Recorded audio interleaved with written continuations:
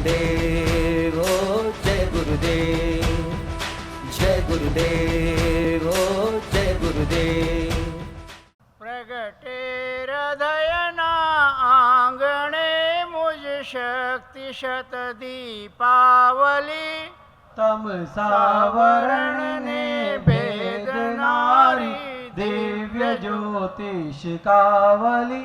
सौ दुखियों ना दुख कापू एहवी मुझ भावना, मुक्त थई सहु सौख्य पामे एवी रहे नित कामना। संताप से जो कोई मुझने शांति तेहने आपवा, संतोष पूर्वक हूँ सहु ते आत्मगुण विकसाववा। जे वेर वृत्ति राख से हूँ तेहथी करी मित्रता, नहीं दिल दुभाऊ कोई नु राखी हृदय पवित्रता। इष्ट मरऊ कोई ने जे जिंदगी प्यारी सदा, आपी शंकु नहीं जिंदगी तो लई शंकु नहीं हो कदा। बस एज झरणो सर्वदा मम उर विषय वहतो रहे, करु त्राण हो सहु जीवनो सहु मृत्यु थी जीवन लहे। बुरु न थाओ कोई नो थाओ सहु नो हित सदा, जंगम अने स्थावर सहुए शांति पामो सर्वदा।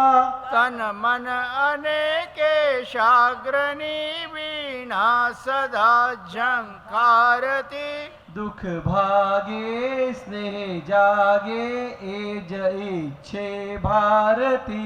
आलोक ने परलोक मापण भावना एवी रहे, जैन शासन कल्पतरु से विसहु शिव सुख लहे। निज शक्ति थी रागी करो सर्वने शासन प्रति, राजेंद्र शक्ति जयंत अर्पो झंखना मारी अति।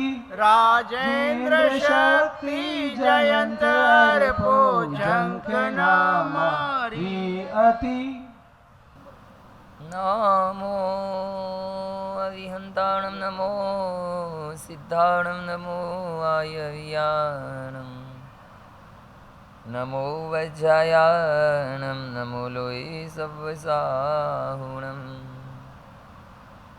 एषो वञ्चनमुखारो सव्व पावपणाशनो मङ्गलाणं च सव्येसिं फड्मं हवै मङ्गलम्।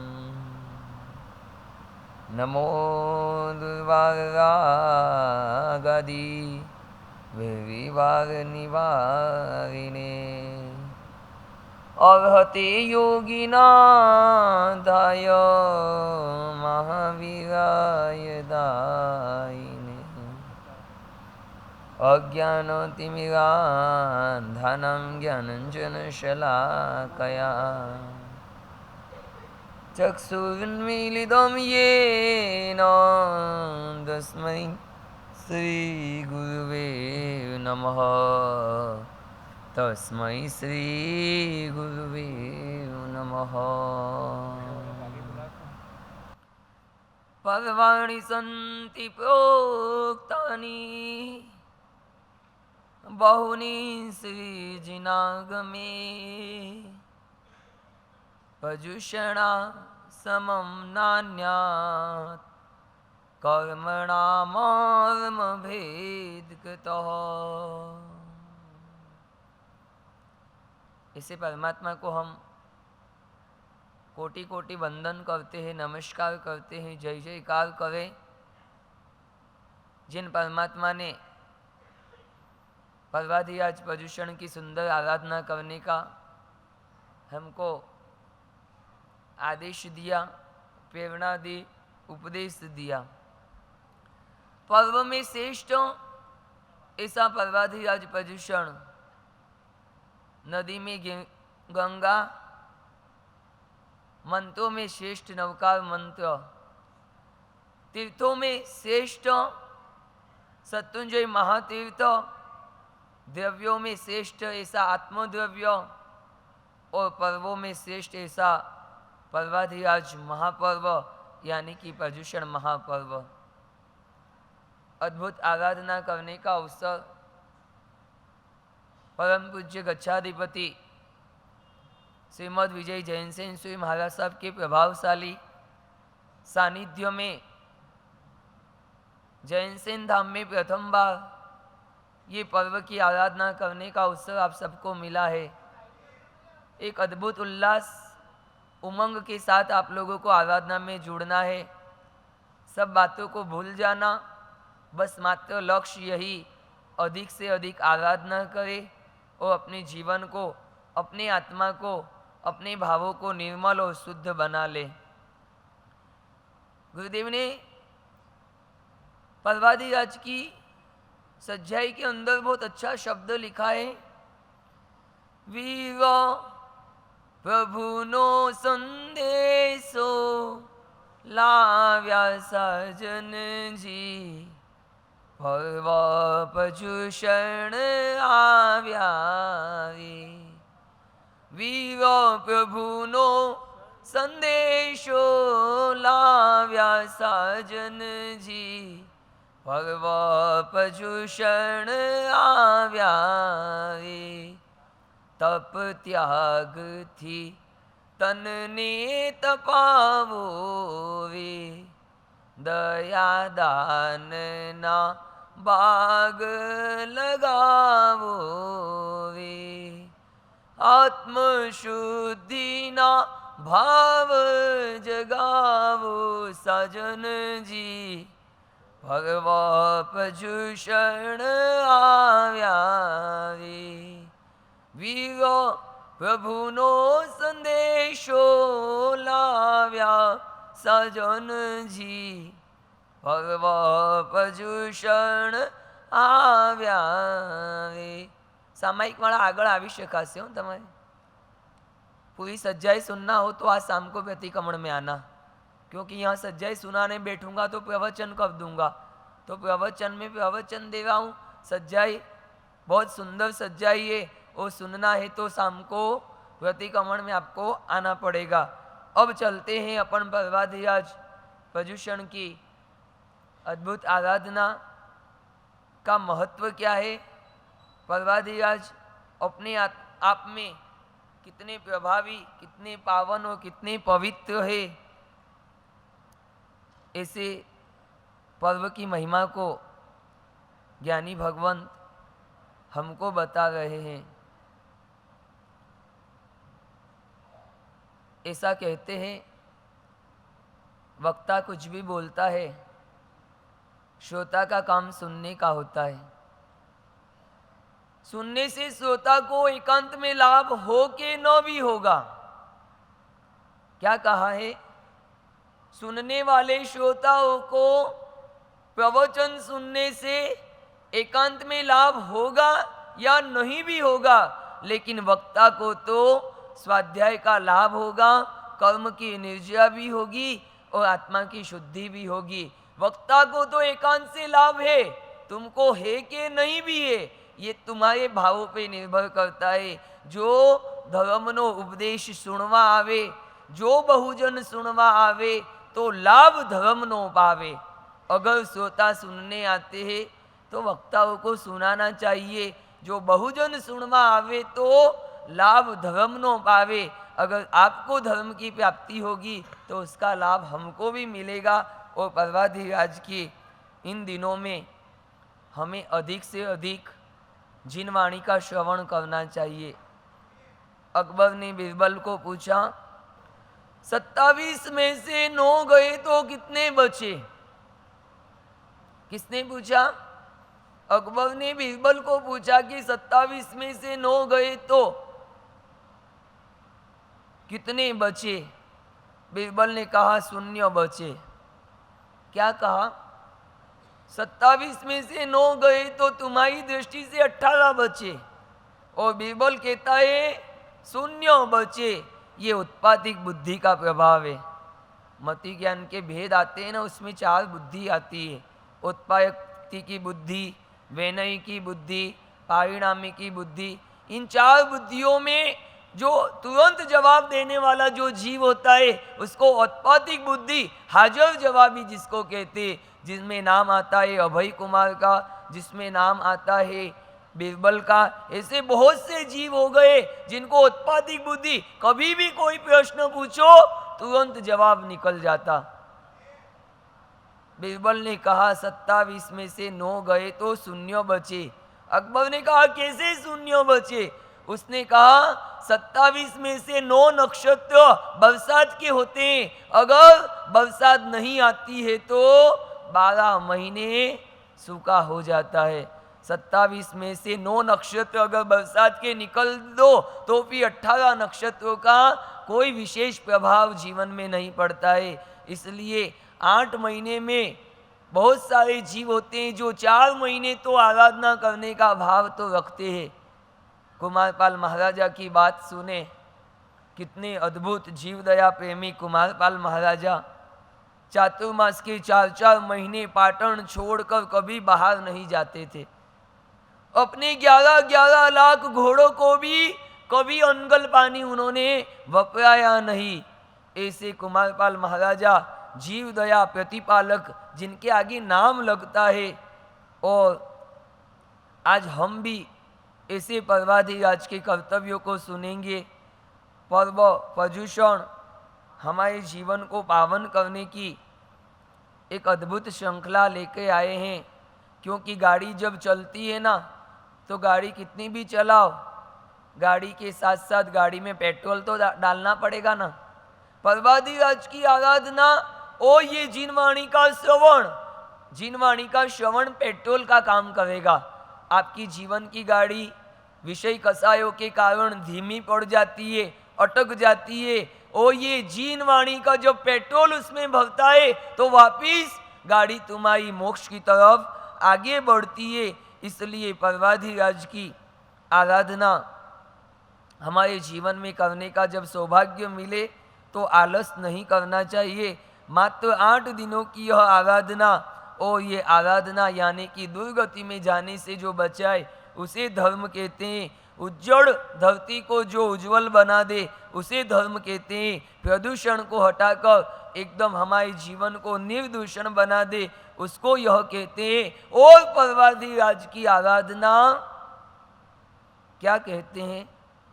विभाव में से स्वभाव में लाने वाली आराधना। विभाव दशा अलग है, स्वभाव दशा अलग है। ज्ञानी कहते हैं कि विभावों में तो 12 महीने भटकते हैं, ये 8 दिन थोड़े स्वभाव में आने का प्रयत्न करो। गरम पानी को गरम करना वो विभाव दशा है, लेकिन पानी वापिस ठंडा हो जाए वो स्वभाव दशा है। किसी भी बलून के अंदर हवा भरते हो तो वो विभाव दशा है, वो हवा निकल जाए उसकी स्वभाव दशा है। इसी तरह हम कर्म से, हमारी आत्मा कर्मों से ग्रसित हो गई है, ये विभाव दशा है। आत्मा कर्मों से मुक्त हो जाती है, वो स्वभाव दशा है। खाना खाना वो विभाव दशा है, लेकिन अठाई करना वो, बोलो क्या? खाना खाना वो विभाव दशा है, लेकिन तपस्या करना वो स्वभाव दशा है। क्रोध करना वो विभाव दशा है, लेकिन क्षमा को धारण करना वो स्वभाव दशा है। इसलिए विभावों में तो हम 12 महीने 24 घंटे 365 दिन खेला ही करते हैं। अब पर्वाधिराज कहते हैं थोड़ा स्वभाव में आना सीखो। स्वभाव दशा ही हमें मोक्ष तक ले जाएगी।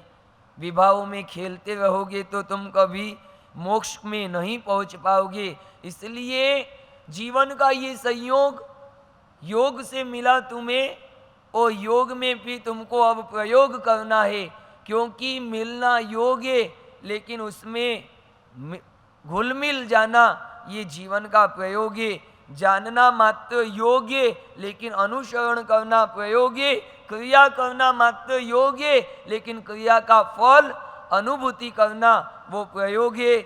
इसी तरह पर्वाधिराज का ये सुंदर योग मिला, हम आराधना का प्रयोग करके हमारी आत्मा को निर्मल बना ले।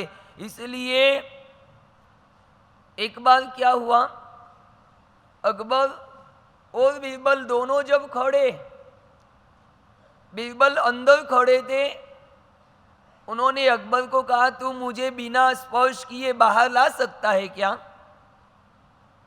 ला सकते हो तुम? बिना स्पर्श किए तुम मुझे बाहर ला सकते हो क्या? बोलो तुम ला सकते हो क्या? बनिया बुद्धि तो दुनिया में फेमस है। बनिए की बुद्धि कितनी जबरदस्त होती है। आगम बुद्धि वाणियों, क्या कहते हैं? आगम बुद्धि वाणियों। बुद्धि में कोई अगर सबसे आगे हो ना तो उसको बनिया कहते हैं। एक बार राजा के दरबार में राजा को थोड़ा सा मन में भाव हुआ, देखूं तो सही कौन सही जवाब देता है कौन गलत देता है। क्षत्रिय को बुलाया, इधर आओ, मेरे प्रश्न का जवाब दो, अगर गलत जवाब दिया तो तलवार से मस्तक उड़ जाएगा तुम्हारा। क्षत्रिय को पूछा, बोल मेरे मुंह में से बात आती है क्या? क्षत्रिय ने कहा आती है ना, क्यों नहीं आती है? अरे मैं राजा, मेरे मुंह में से बात आती है, इसका मस्तक उड़ाओ। इसने गलत बात की है। फिर दूसरे नंबर पे ब्राह्मण का नंबर आया, बोलो मेरे मुंह में से बात आती है क्या? ब्राह्मण डर गया कि मेरा भी यह हालत होगी, हाँ बोलूंगा तो फंस जाऊंगा, ना बोलूं तो ना ही बोलना पड़ेगा, आखिर तो राजा है, कैसे हाँ बोलो। हाँ बोला, उसका भी ये हाल हुआ, इसीलिए मैं ना ही बोल दूं तो अच्छा है। नहीं नहीं राजा, आप तो राजा हो, राजा आपके मुंह में से भला बात आ सकती है, राजा के गलत बात करता है, मेरी खुशामद करता है, इसका भी मस्तक उड़ाओ। और फिर आया बनिए का नंबर। बनिया घबरा गया, हाँ बोला उसका भी मस्तक उड़ गया, ना बोला उसका भी मस्तक उड़ गया। अब बनिए को पूछते हैं, बोल मेरे मुंह में से बात आती है क्या? बनिया के हाँ बोलूंगा तो भी फंसूंगा, ना बोलूंगा तो भी फंसूंगा, नहीं बोलूंगा तो भी फंसूंगा। बोलो जल्दी जवाब दो, मेरे मुंह में से बात आती है क्या? बनिया कहता है आज मुझे सर्दी बहुत हो गई है ना, पता नहीं चलता है आती है कि नहीं आती है। बनिया बड़ा होशियार होता है। आगम बुद्धि वाणियों, क्या कहते हैं? अकबर के सामने अब प्रश्न खड़ा हो गया, तुम मुझे बिना स्पर्श किए बाहर ला सकते हो क्या? अकबर ने भी बुद्धि का उपयोग किया, बीरबल ने बुद्धि का उपयोग किया। राजा जी मैं आपको बाहर तो नहीं ला सकता, लेकिन आप बाहर आओ ना तो मैं अंदर जरूर ला सकता हूं। ऐसा है, बाहर नहीं ला सकते लेकिन बाहर आऊं तो अंदर ला दोगे? हाँ अंदर मैं आपको ला सकता हूं, ठीक है मैं बाहर आ जाता हूं। अकबर बाहर आया, बीरबल ने कहा देखो बिना टच किए लाया कि नहीं बाहर आपको, मैंने आपको टच किए बिना मैंने बाहर लाया कि नहीं लाया? इसलिए बाहर जाना तो बहुत सहज है, अंदर आना बहुत मुश्किल है। क्रोध करना बहुत सरल काम है, क्षमा रखना बहुत मुश्किल काम है। पाप करना बहुत सरल काम है, लेकिन पुण्य के काम करना बहुत मुश्किल काम है। विराधना करना बहुत सहज है, आराधना करना बहुत कठिन काम है। खाना खाना बहुत सहज है, तपस्या करना बहुत मुश्किल है। बाहर भटकना बहुत सहज है, अंदर आना बहुत मुश्किल काम है। और पर्वाधिराज की आराधना जीव को कहते हैं कि बहुत बाहर भटक गए 12 महीने, अब 8 दिन थोड़े अंदर आ जाओ, 8 दिन थोड़ा अपना चिंतन कर लो, थोड़ी आत्मा की शुद्धि कर लो, आत्मा की निर्मलता बढ़ा लो, जीवन की सार्थकता हो जाए, ऐसी कुछ आराधना 8 दिन कर लो। बाहर बाहर तो रहना तुम्हारा स्वभाव हो गया है, अब थोड़ा अंदर आने का भाव रखो। पर्वाधिराज क्या कहता है? थोड़ा अंदर आओ। मोर होता है ना, मोर, पंख फैला फैला के नाचता है, इतना खुश होता है, कुदरत ने मुझे कैसी सुंदर सौंदर्य दिया है, वाह क्या मेरे पंख है, क्या मैं सुंदर दिखता हूं। लेकिन वही मोर जब अपने पैर देखता है ना तो आंखों में से आंसू आते हैं। बाहर कितना पैसा कमा लो, घर बना लो, दुकान नई खरीद लो, गाड़ी खरीद लो, ये सब मोर के पंख जैसे हैं। लेकिन तुम्हारे अंदर झांक के देखो, आराधना की क्षेत्र में तुमने पाया क्या, तो तुम्हारी आंख में भी आंसू आए बिना नहीं रहेंगे। 12 महीने में 12 लाख कमाना सहज है, लेकिन 12 महीने में एक सुंदर सामायिक कर लो ना, जिस सामायिक का पूरा फल तुम्हें मिल जाए, ऐसी सामायिक करना बहुत मुश्किल है। इसलिए परवादी आज कहते मोर के पंख देख देख के प्रसन्न मत हो, 8 दिन थोड़े अपने पैरों को देखो, पैरों में कितनी सुंदरता है। 8 दिन थोड़ी आत्मा का भी चिंतन करो। 12 महीने तुम्हारे पुद्गल की पंपाल में, पुद्गल की संभाल में चले गए। अब 8 दिन थोड़ा आत्मा का हिसाब करो, और आत्मा का हिसाब करने का अद्भुत अवसर यानी कि यह पर्वाधिराज। डाइट समझते हो, डाइट क्या होती है?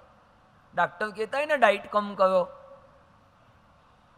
क्यों डाइट कम करवाता है? ज़्यादा खा लेते हो तो क्या बढ़ जाता है ये, फिर चलने में तकलीफ, बोलने में तकलीफ, सब में गड़बड़ होती है ना। डॉक्टर भी क्या कहता, वजन कम करना हो तो थोड़ी डाइट कम करो। डाइट यानी भोजन कम करो, चर्बी बहुत बढ़ गई है तुम्हारी। एक आदमी का वजन बढ़ गया ना, डॉक्टर ने कहा थोड़ी एक्सरसाइज करो, वो कि मैं तो हिल भी नहीं सकता, एक्सरसाइज कहाँ से करूँगा, तो भी थोड़ी तो करना पड़ेगी। अरे मेरे से तो बिल्कुल नहीं होगा। अरे थोड़ी सी तो करो, क्या करना है बताओ। कोई भी खाना खाने का कहे ना, कोई भी के थोड़ा ले लो थोड़ा ले लो, तो ये गर्दन को थोड़ी ऐसे ऐसे कर देना, इतनी तो एक्सरसाइज कर सकते हो ना। कोई भी खाने का कहा तो मना कर दो, नहीं मैं तो नहीं ले सकता हूँ, यानी कि डाइट कम करना है। ज्ञानियों ने कहा कषाय कर करके बहुत डाइट बढ़ा ली है तुमने, विषयों में पढ़कर बहुत डाइट बढ़ गई है तुम्हारी, विवाहों में जाकर बहुत डाइट बढ़ गई है। अब थोड़ी आत्मा की डाइट को थोड़ी कम करो। ये ऊपर चर्बी लग गई है ना, ज़्यादा की चर्बी बहुत बढ़ गई है, इन चर्बी को थोड़ा कम करो, आराधना में लगो, और विभागों की जो चर्बी चढ़ गई है उस चर्बी को अब थोड़ा कम करने का प्रयत्न करो। और ऐसी आराधना करने का जब जीवन में अवसर मिला है, पर्व में श्रेष्ठ ऐसा पर्वाधिराज, और पर्वाधिराज का यह संदेश हमको देता है। पहले 3 दिन अष्टानी का प्रवचन, जिसमें प्रथम पर्वाधिराज के 5 कर्तव्यों को आपको समझाया जाएगा। उसके बाद वार्षिक कर्तव्य, 11 कर्तव्य तुम्हारे वर्ष भर के जो होते हैं वो, उसके बाद दैनिक 6 कर्तव्य और जीवन भर के 18 कर्तव्य। इस तरह सारे कर्तव्यों का अद्भुत विवेचन यहाँ 3 दिन में अष्टानी का प्रवचन में किया जाता है। पर्व के दौरान पहले कौन से 5 कर्तव्यों का तुमको पालन करना चाहिए, फिर दैनिक कौन से 6 कर्तव्य होते हैं, वार्षिक कौन से 11 कर्तव्य होते हैं, और जीवन भर के 18 कर्तव्य कौन से होते हैं, और औषध की महिमा क्या होती है, ये सब बातें इस अष्टानी का व्याख्यान में 3 दिन में आपको बताई जाएगी। तद अनुसार आपके जीवन में आपको अनुसरण करना है। बीमार तो आप सब लोग हो, लेकिन डॉक्टर अगर दवाई लिख देना तो उस दवाई का कागज जेब में लेके घूमने से बीमारियां दूर नहीं होगी। होगी क्या? डॉक्टर की ये दवाई ले लेना और तुम कागज जेब में लेके घूमते रहो, तुम्हारी बीमारी चली जाएगी क्या? क्या करना पड़ेगा? जो कागज में दवाई है वो दुकान पे खरीदना भी पड़ेगी, खरीद के लेना भी पड़ेगी, दवाई अंदर जाएगी ना तो तुम्हारी बीमारियां दूर होगी। बाकी तो कर्तव्य सुन लो, अगले साल ऐसे के ऐसे वापस आ जाओगे यहाँ पे, जैसे थे वैसे के वैसे रह जाओगे। इसलिए दवाई जो दी जाती है उस दवाई को विधि अनुसार श्रवण सेवन करना भी सीखो। आचार्य भगवंत हरिभद्र सूरी महाराज 1444 ग्रंथों की रचना जिन्होंने की, जन्म से जो ब्राह्मण थे लेकिन जैन शासन की अद्भुत प्रभावना करने वाले वो आचार्य बने। जन्म से कौन थे?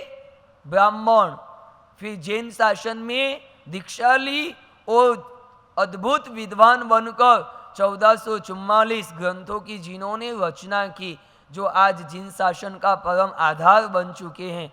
11 ब्राह्मण, 11 भगवान के गणधर कौन थे? जन्म से ब्राह्मण थे और उसके बाद भगवान के शिष्य बने, जिन शासन को स्वीकार किया। जन्म से जैन नहीं थे लेकिन फिर जिन धर्म का अनुसरण किया, जीवन को सफल किया, आत्मा को मोक्ष तक पहुंचा दिया।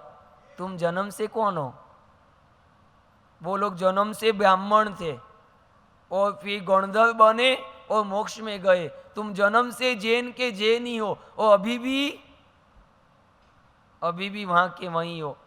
उन्होंने जन्म जैन शासन में नहीं लिया लेकिन जिन शासन को पाकर मोक्ष तक पहुंच गए। हम जन्म से जैन बने लेकिन अभी तक वहां के वहां है। ऐसे कर्तव्यों का पालन हमको करना है। और पर्वती राज्य के पर्युषण के 8 दिन जिन कर्तव्यों को आपका पालन करना है, ऐसे 5 कर्तव्य, और उस 5 कर्तव्यों के अंदर सबसे प्रथम कर्तव्य लिखा है हमारी प्रवर्तन। इसका मतलब होता है अहिंसा का पालन करना। दया धर्म का मूल है। क्या है? जिस धर्म में दया नहीं हो ना, उसको धर्म भी नहीं कहना चाहिए। क्या कहना नहीं चाहिए? दुनिया में 700 तरह के धर्म होंगे लेकिन जिस धर्म में दया का पालन नहीं होगा, उस धर्म को धर्म भी नहीं कह सकते। न किसी जीव को मारना है और कोई मारता हो तो भी उसको बचाना है, ये दया का पालन है। और ऐसी व्यवस्था जिन शासन में बताई गई है, परमात्मा के शासन में एक एक जीव को कैसे बचाना वो बताया गया है। जीव दया ये धर्म जिन शासन है। अहिंसा परमो धर्म, जहां अहिंसा का पालन होता है वह परम धर्म का है। जीवों को मारना भी नहीं है और जीवों को बचाना भी है, ये अहिंसा धर्म है। और ऐसे अहिंसा धर्म के अंदर हमें जन्म मिला है तो हम 8 दिन, ऐसे तो जीवन भर तुमको जीव दया का पालन करना है। जीव दया और जीव दया दोनों पे दया तुमको रखना है। 8 दिन ज्यादा से ज्यादा अहिंसामय जीवन जिए, ज्यादा से ज्यादा अहिंसा का पालन करे। इसलिए ज्ञानियों ने कहा जैसा तुम बोवोगे ऐसा तुमको वापस मिलना है। क्या किया? जैसा बोओगे ऐसा ही तुमको मिलेगा। दूध का दूध और पानी का। एक सेठ जी ने घी के 50 डब्बे ब्लैक में खरीद लिए। कितने? घी के 50 डब्बे ब्लैक में खरीद लिए और किसी को पता नहीं चले, इसलिए जंगल में जाके बड़ा गड्ढा करवाया। क्या करवाया? बड़ा गड्ढा करवाया। नौकर को कहा ये सब घी इस गड्ढे में उतार दो, गड्ढा बंद करके फिर घर पे आना। सेठ जी उसको बता के चले गए। घर आ गए। 1 घंटे के बाद नौकर आया। सेठ जी घी तो सब गड्ढे में खाली कर दिया लेकिन खाली डब्बों का क्या करना वो तो बताया ही नहीं आपने। अब घी काम आएगा क्या? डब्बे उतारे होते तो काम में भी आते। अब घी बेचारा क्या काम में आएगा? मिट्टी का मिट्टी में ही चला गया। जैसा यहाँ बोओगे ऐसा का ऐसा आने वाले भवों में तुमको वापिस उग के मिलेगा। अगर दया का पालन किया तो आने वाला भव तुम्हारा वापिस मानव का है। और हिंसा की तो जिन जीवों की हिंसा करोगे ना उन्हीं योनियों में तुमको जाना पड़ेगा। 1 इंद्रिय की हिंसा की, 1 इंद्रिय के भव में जाओ। 2 इंद्रियों की हिंसा की, दो इंद्रियों के भवों में जाओ। जो जो जीवों की हिंसा करते जाओगे, ऐसे ऐसे भवों में जाने का रिजर्वेशन यहीं पे हो जाएगा। आने वाले भवों का रिजर्वेशन करना है ना, यहीं पे होता है। जिस गति में जाना हो उस गति में जाने की छूट है। ये मानव का जीवन है, मोक्ष जाने का भी अवसर यहीं से मिलता है। और अहिंसा प्रवर्तक जीव दया प्रतिपालक कुमारपाल महाराजा की जब बात करते हैं, कैसा सत्व आचार्य हेमचंद्राचार्य गुरु का संयोग मिलने के बाद उनके जीवन में कैसी जीव दया उन्होंने पाली है। 4-4 महीने पाटन छोड़ के कभी मैं जाऊंगा नहीं। अपने सेना के 11-11 लाख घोड़ों को कभी वो अनगल पानी नहीं पिलाते थे, गला हुआ पानी ही पिलाते थे। और तो और उनके राज्य में कोई मार शब्द का उपयोग करता ना। एक बुढ़िया ने मार शब्द का यूं कहती, मैंने जू को मार दिया। क्या कहा? मैंने जू को। परवादी आज में तो खुले सिर मत रखो बहनों। एक आइडिया बताऊं आप लोगों को, आपका कभी सिर खुला नहीं रहेगा। एक आइडिया बताऊं, बोलो चाहिए तो दूं? बिना मांगी सलाह देनी नहीं चाहिए, लेकिन आप कहो तो मैं दे दूं। सिर ढकने का एक सबसे अच्छा इलाज, सिर खुला रखो तो जू पड़ेगी। सिर ढक के रखना हो तो एक सबसे बड़ा अच्छा इलाज मैं आपको बता दूं। जिनका जिनका सिर खुला रहता है ना, वो सब बहनें साध्वी जी से लोच करवा लो। लोच होगा ना तो अपने आप सिर तुम्हारा ढक जाएगा। परवादी राज में तो सब नियमों का पालन करो। हम एक श्राविका है और श्राविका का जैसा भी कर्तव्य होता है उन नियमों का पालन करो। किसी ने मार शब्द का उपयोग किया तो भी कुमारपाल महाराजा के उस शासन में उसको दंड दिया जाता था। एक बुढ़िया ने कहा, मैंने जो मार दी। ऐसा जब कुमारपाल महाराजा को पता चला, उसको राज दरबार में बुलाकर इसके प्रायश्चित के रूप में एक मंदिर बनाने का प्रायश्चित दिया। क्या तुमने मार शब्द बोला है ना, इस मार का तुमको प्रायश्चित करना पड़ेगा और ये प्रायश्चित के रूप में तुमको एक जिनालय बनवाना पड़ेगा। और उस परिवार ने फिर जिनालय बनवाया। उनके स्वयं के बने भी अर्णोज थे, उन्होंने भी मार शब्द का प्रयोग किया तो कुमारपाल महाराजा ने उनके साथ युद्ध किया और उनसे क्षमा याचना करवाई। तुम तो दिन में 50 बार मार शब्द बोलते हो, मैंने रिंग मार दी। बोलते हो ना मोबाइल में, तुम मुझे रिंग मारो, मैं इधर से रिंग मारूंगा। ये मार मार शब्द में भी बहुत बड़ी हिंसा है। मार शब्द भी बोलने का कुमारपाल के शासन में प्रतिबंध हो गया था। इसलिए शब्दों से भी हम किसी की हिंसा न करें, ये परवादी राज का पहला कर्तव्य है। और रक्षा अगर जीवों की करोगे तो तुम्हारी आत्मा की भी सुरक्षा रहेगी। इसलिए पहले से ही नक्की कर लेना चाहिए। बहुत सी बार आम खाते हो ना, ये आम बहुत मीठा है, हाँ कहते हो ना। कहाँ के आम मीठे होते हैं?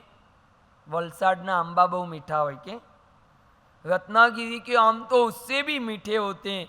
जिस दिन आम की प्रशंसा कर ली ना, अगला भव तुम्हारा उसी खेत के अंदर होगा, उसी आम के अंदर जीव बन के तुम पैदा होगे। कभी किसी की प्रशंसा मत करो। खंदक मुनि का पूर्व भव सुना है तुमने? नहीं सुना है? सिर्फ वो झिबड़े की छाल उतारी, छिबड़ा आता है ना, उसकी छाल उतारी थी। ओ हो, मैंने कितनी सुंदर छाल उतार दी। अगले भव में खंदक मुनि बने, पूरी चमड़ी की चमड़ी उतार दी गई। पूर्व भव की वो सब विराधना इस भव में उदय में आकर खड़ी रही। बहुत सी बार बहनें भी सब्जी काटती है ना, तो बोलती है आज मैंने कितनी अच्छी सब्जी काट दी। बस वो हिंसा हो जाएगी ना शब्दों से। अगर उधर बंद जाओगे ने, आने वाले भवों में वनस्पति काय के जीवों में तुम चले जाओगे। मैंने सब्जी काटी ऐसा शब्द कभी यूज मत करना। मैंने सब्जी को सुधार दिया ऐसा शब्द, वचन में भी हिंसा आ गई, बंध गए, अगले भव के लिए कहां जाओगे, ये तुमको बता देता है जैन शासन। इसलिए दुर्गति में जाओगे तो तुम्हारा तो बिगड़ेगा बिगड़ेगा, लेकिन कहेंगे कि देखो जैन शासन में जन्म लेने वाला जीव दुर्गति में चला गया। होगा कि नहीं होगा?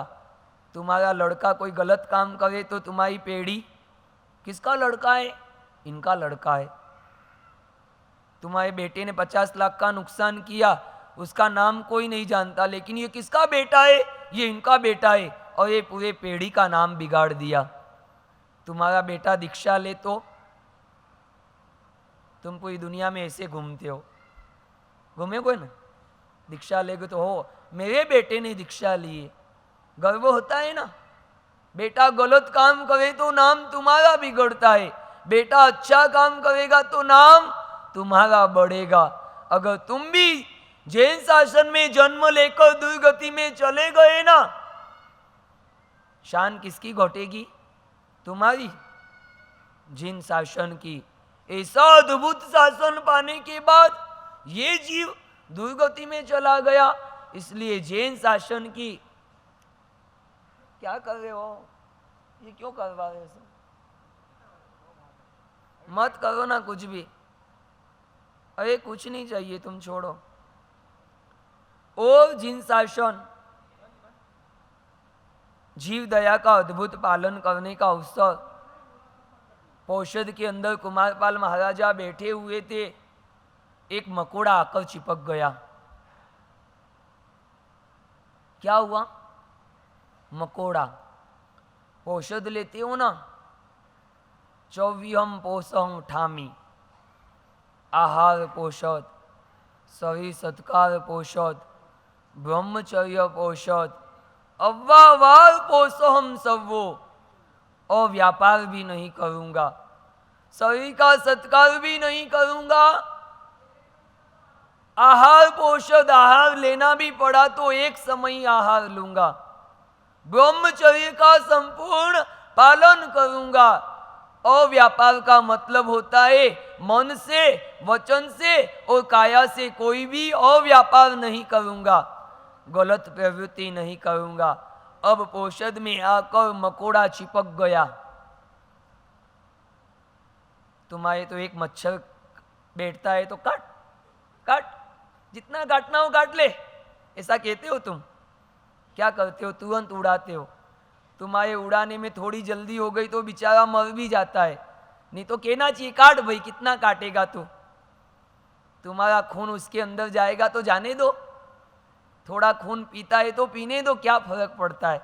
कोई एक बोतल भर के तो नहीं पी लेगा ना, पी पी के कितना पिएगा, पीने दो। अब कुमारपाल महाराजा के उस शरीर के ऊपर मकोड़ा बैठ गया। पौषद में थे, और व्यापार तो करना नहीं है, मकोड़े को हटाना भी नहीं है, अपने आप जाए तो अच्छी बात है, लेकिन मकोड़ा तो ऐसा चिपक गया। मकोड़े की एक आदत होती है, वो चिपकता है, जब तुम उसको भगाओगे ना वो ज़्यादा जोर से पकड़ेगा, वो ज़्यादा जोर से पकड़ेगा तो तुम हटाओगे ना तो 2 टुकड़े हो जाएंगे, लेकिन वो छोड़ेगा नहीं। मकोड़े की एक आदत होती है, टूटना पसंद है लेकिन छोड़ना पसंद नहीं। हमारी भी बहुत सी आदतें मकोड़े जैसी है, टूट जाएंगे लेकिन छोड़ेंगे तो नहीं, बात को कभी पकड़ना नहीं। बहुत सी बातें तुम्हारे दिमाग में पकड़ी हुई है तुमने, उसने मुझे गाली दी थी, उसने मुझे धक्का दिया था, उसने मुझे अपशब्द किया था, जिंदगी भर में उसे माफ नहीं करूंगा, प्रतिक्रमण करूंगा लेकिन उसको माफ तो नहीं करूंगा। आप कहोगे तो संवत्सरी प्रतिक्रमण 4 बार कर लूंगा, लेकिन क्या पड़ा है इसे प्रतिक्रमण में? 4 बार प्रतिक्रमण करूंगा लेकिन उसको तो माफ नहीं करूंगा। हो गया तुम्हारा प्रतिक्रमण से भला। कुमारपाल महाराजा ने मकोड़ा जब दूर नहीं हुआ तो चक्कू से अपनी चमड़ी इतनी इतनी काट कर अलग रख दी, लेकिन मकोड़े को नहीं हटाया। ये जीव दया प्रतिपालक कुमारपाल महाराजा थे, मकोड़े को दर्द नहीं होने दिया, चमड़ी काट के अलग रख दी। ऐसे जीव दया के पालक हमको भी बनना है इन 8 दिनों के अंदर। हो सके वहां तक पृथ्वी काय की रक्षा करना है, लीलोत्री का भी त्याग करना। 8 दिन हम किसी प्रकार की लीलोत्री का उपयोग नहीं करेंगे। 8 दिन हम जूते चंपल का त्याग कर देंगे। 8 दिन हम पंखों का त्याग कर देंगे, एसी का त्याग कर देंगे। जहां जहां जीवों की हिंसा होती है, पृथ्वी काय, अब काय, तेऊ काय, वायु काय, वनस्पति काय, उन सब जीवों की हिंसा से हम दूर हो जाएंगे। हो सका तो वाहन का भी उपयोग नहीं करेंगे। शासन के अंदर कैसे कैसे आचार्य भगवंत हो गए पृथ्वी काय की रक्षा के लिए। उत्तराध्ययन सूत्र के अंदर एक अद्भुत दृष्टांत आने वाला है। पृथ्वी काय की रक्षा के लिए उन्होंने अनशन कर लिया। अब काय की रक्षा के लिए अवनी का पुत्र जो गंगा को पार करने जा रहे थे, व्यंतरी देवों ने उपद्रव किया, तीर चला दिए, पेट के अंदर तीर लग गए, उसकी पीड़ा नहीं है, लेकिन अपना रक्त तो पानी में गिर रहा है और रक्त के कारण अब काय के जीवों की विराधना हो रही है। वो विराधना का इतना दुख हुआ, इतना पश्चाताप हुआ, वहीं पे अवनी का पुत्र को केवल ज्ञान प्रकट हो गया। किनके कारण? अब काय के जीवों की विराधना के दुख के कारण। 8 दिन हम भी सोचे पोषद ले सके तो अच्छी बात है, लेकिन स्नान करेंगे तो आधी बाल्टी से ज्यादा उपयोग नहीं करेंगे। आधी बाल्टी में काम होगा तो पूरी बाल्टी का भी उपयोग हम नहीं करेंगे। इस तरफ काय के जीवों की भी हम रक्षा करेंगे।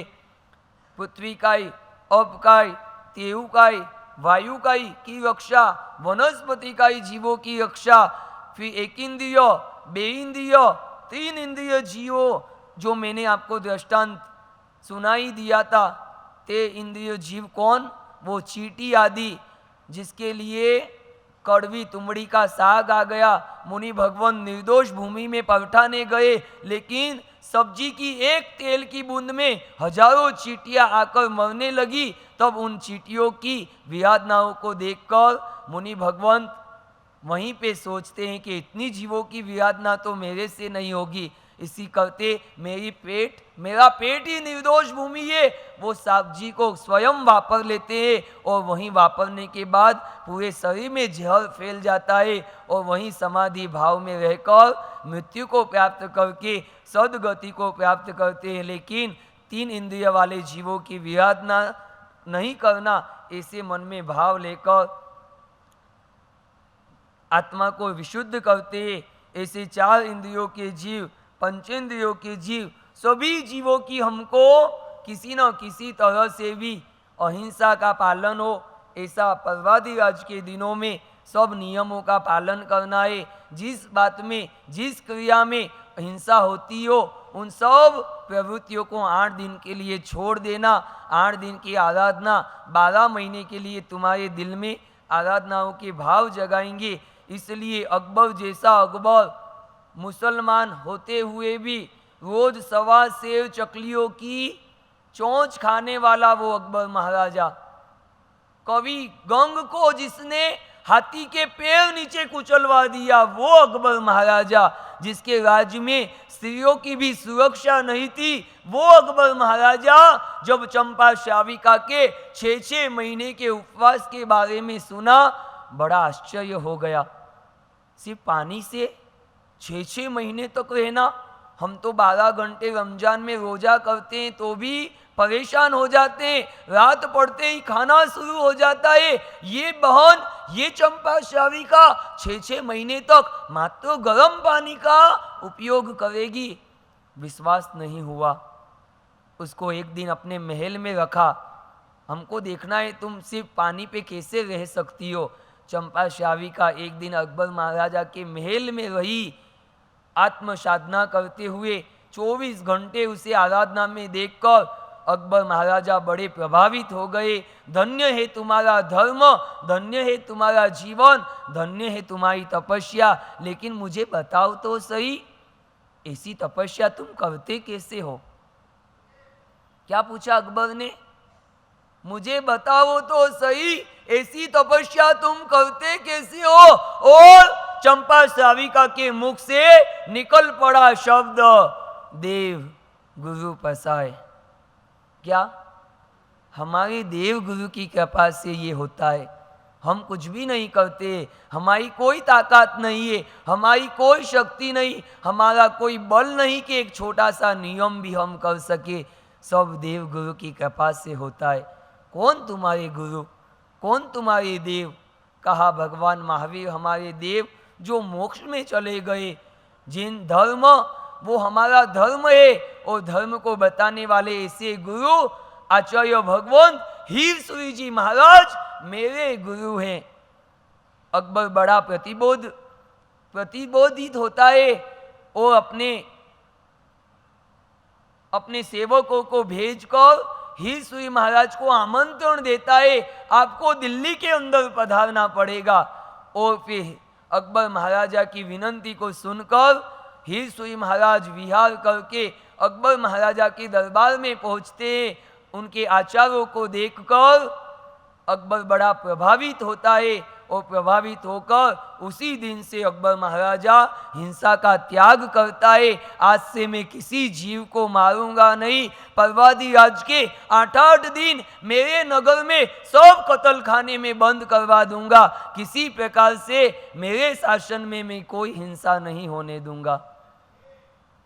एक हिंसक राजा भी, एक मुसलमान कुल में जन्मा हुआ व्यक्ति भी, जो जैन शासन से प्रभावित होकर 8-8 दिनों तक नहीं लेकिन जीवन भर के लिए जो हिंसा का त्याग कर सकता है, तो हम तो जन्म से जैन शासन में जन्मे। 8 दिन तो कम से कम इस जीव दया का पालन करें। कहीं भी हिंसा हो ऐसी प्रवृत्ति में तुम पड़ना मत। ज़्यादा से ज़्यादा तप, त्याग और आराधना के भावों में रहना, यही परवादी राज का पहला कर्तव्य इस अष्टानिका प्रवचन में बताया गया है। और अब दूसरा कर्तव्य बताया है साधर्मिक भक्ति। पहला सुन लिया तुमने? पहला सुना कि नहीं सुना? तो दूसरा सुनाऊं मैं? सुना? अब बोलो, सुनने के बाद तुमने क्या नियम लिया? 8 दिन तुम क्या क्या नियम पालोगे मुझे बताओ। चलो उंगली ऊंची करना, मैं नियम बोलो 8 दिन चंपल का त्याग कौन करेगा? तुम तो करोगे, ये इधर वाले। हाँ चलो बराबर। 8 दिन पंखों का त्याग, एसी पंखे में कौन नहीं बैठेगा? हाँ ठीक है। और फिर 8 दिन बहुत खतरनाक काम है, मोबाइल कौन छोड़ेगा? बड़ा मुश्किल है। चलो कोशिश करना। 8 दिन वाहन का त्याग कौन करेगा? ठीक है। मैजिक कैसे आएंगे जैन सेन धाम? चलो इधर की छूट तो नहीं दे सकता हूँ, लेकिन कोशिश करना। पैदल आओ तो अच्छी बात है, साधु साध्वी जिंदगी भर पैदल चलते, तुम 8 दिन पैदल चलोगे तो दुबले थोड़ी ना हो जाओगे। अब बोलो 8 दिन तक गर्म पानी कौन पिएगा? चलो बहुत अच्छी बात है। इतनी तो हम हिंसा से बचेंगे। जितना हो सके खूब कोशिश करना।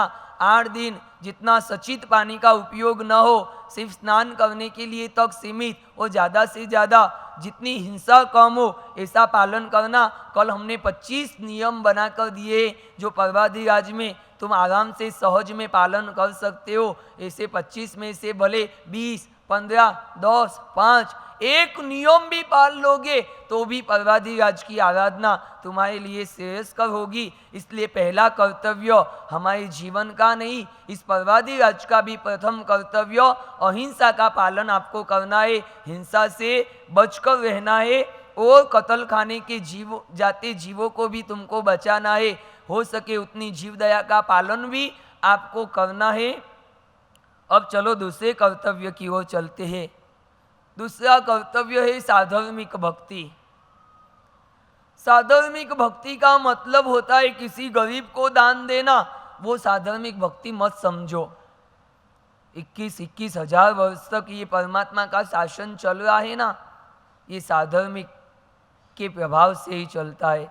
अगर साधर्मिक नहीं होगा तो शासन की आराधना करने वाला कौन? मैं किसको उपदेश दूंगा बोलो? मैं दूंगा किसको? ने सुनेगा कौन? वक्ता और श्रोता दोनों होंगे तब शासन चलेगा। प्रभु का उपदेश मैं दे दूं लेकिन तुम नहीं सुनो तो, दुकान खोल के बैठ जाओ लेकिन ग्राहक ही नहीं आई तो किसको माल देना। इसलिए साधर्मिक का मतलब गरीब मत समझो तुम लोग, साधर्मिक का मतलब धार्मिक। जिस देव गुरु धर्म को हम मानते हैं उसी देव गुरु धर्म की अगर कोई आराधना करता है तो वो हमारा साधर्मिक है। लेकिन कोई कर्म के उदय से उसके जीवन में तकलीफ आ गई है, दुख आ गया है, परेशानी आ गई है, तुम उसको परवादी आज के दिनों में मदद करना सीखो। लो ये मदद है, जब अच्छी स्थिति हो जाए तो लौटा देना, नहीं तो कोई बात नहीं।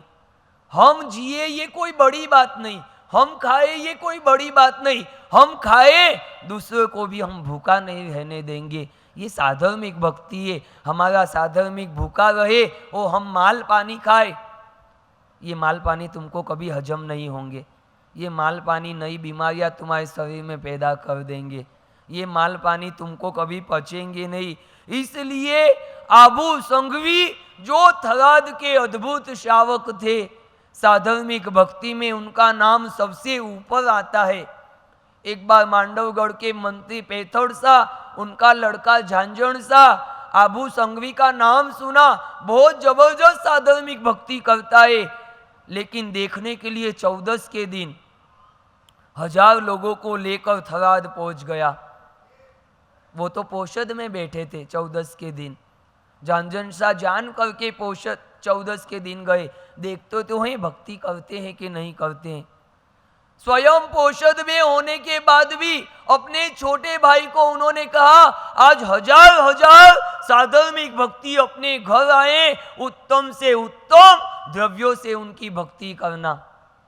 छोटे भाई ने इतनी अद्भुत भक्ति की, भोजन ही नहीं करवाया, भोजन के साथ साथ उनका मान सम्मान भी किया, उनका स्वागत भी किया, सत्कार भी किया, अंत में बहुमान देकर उनको विदा किया। झांझण सा मान गए, वाह आबू संघवी क्या तुम्हारी भक्ति है।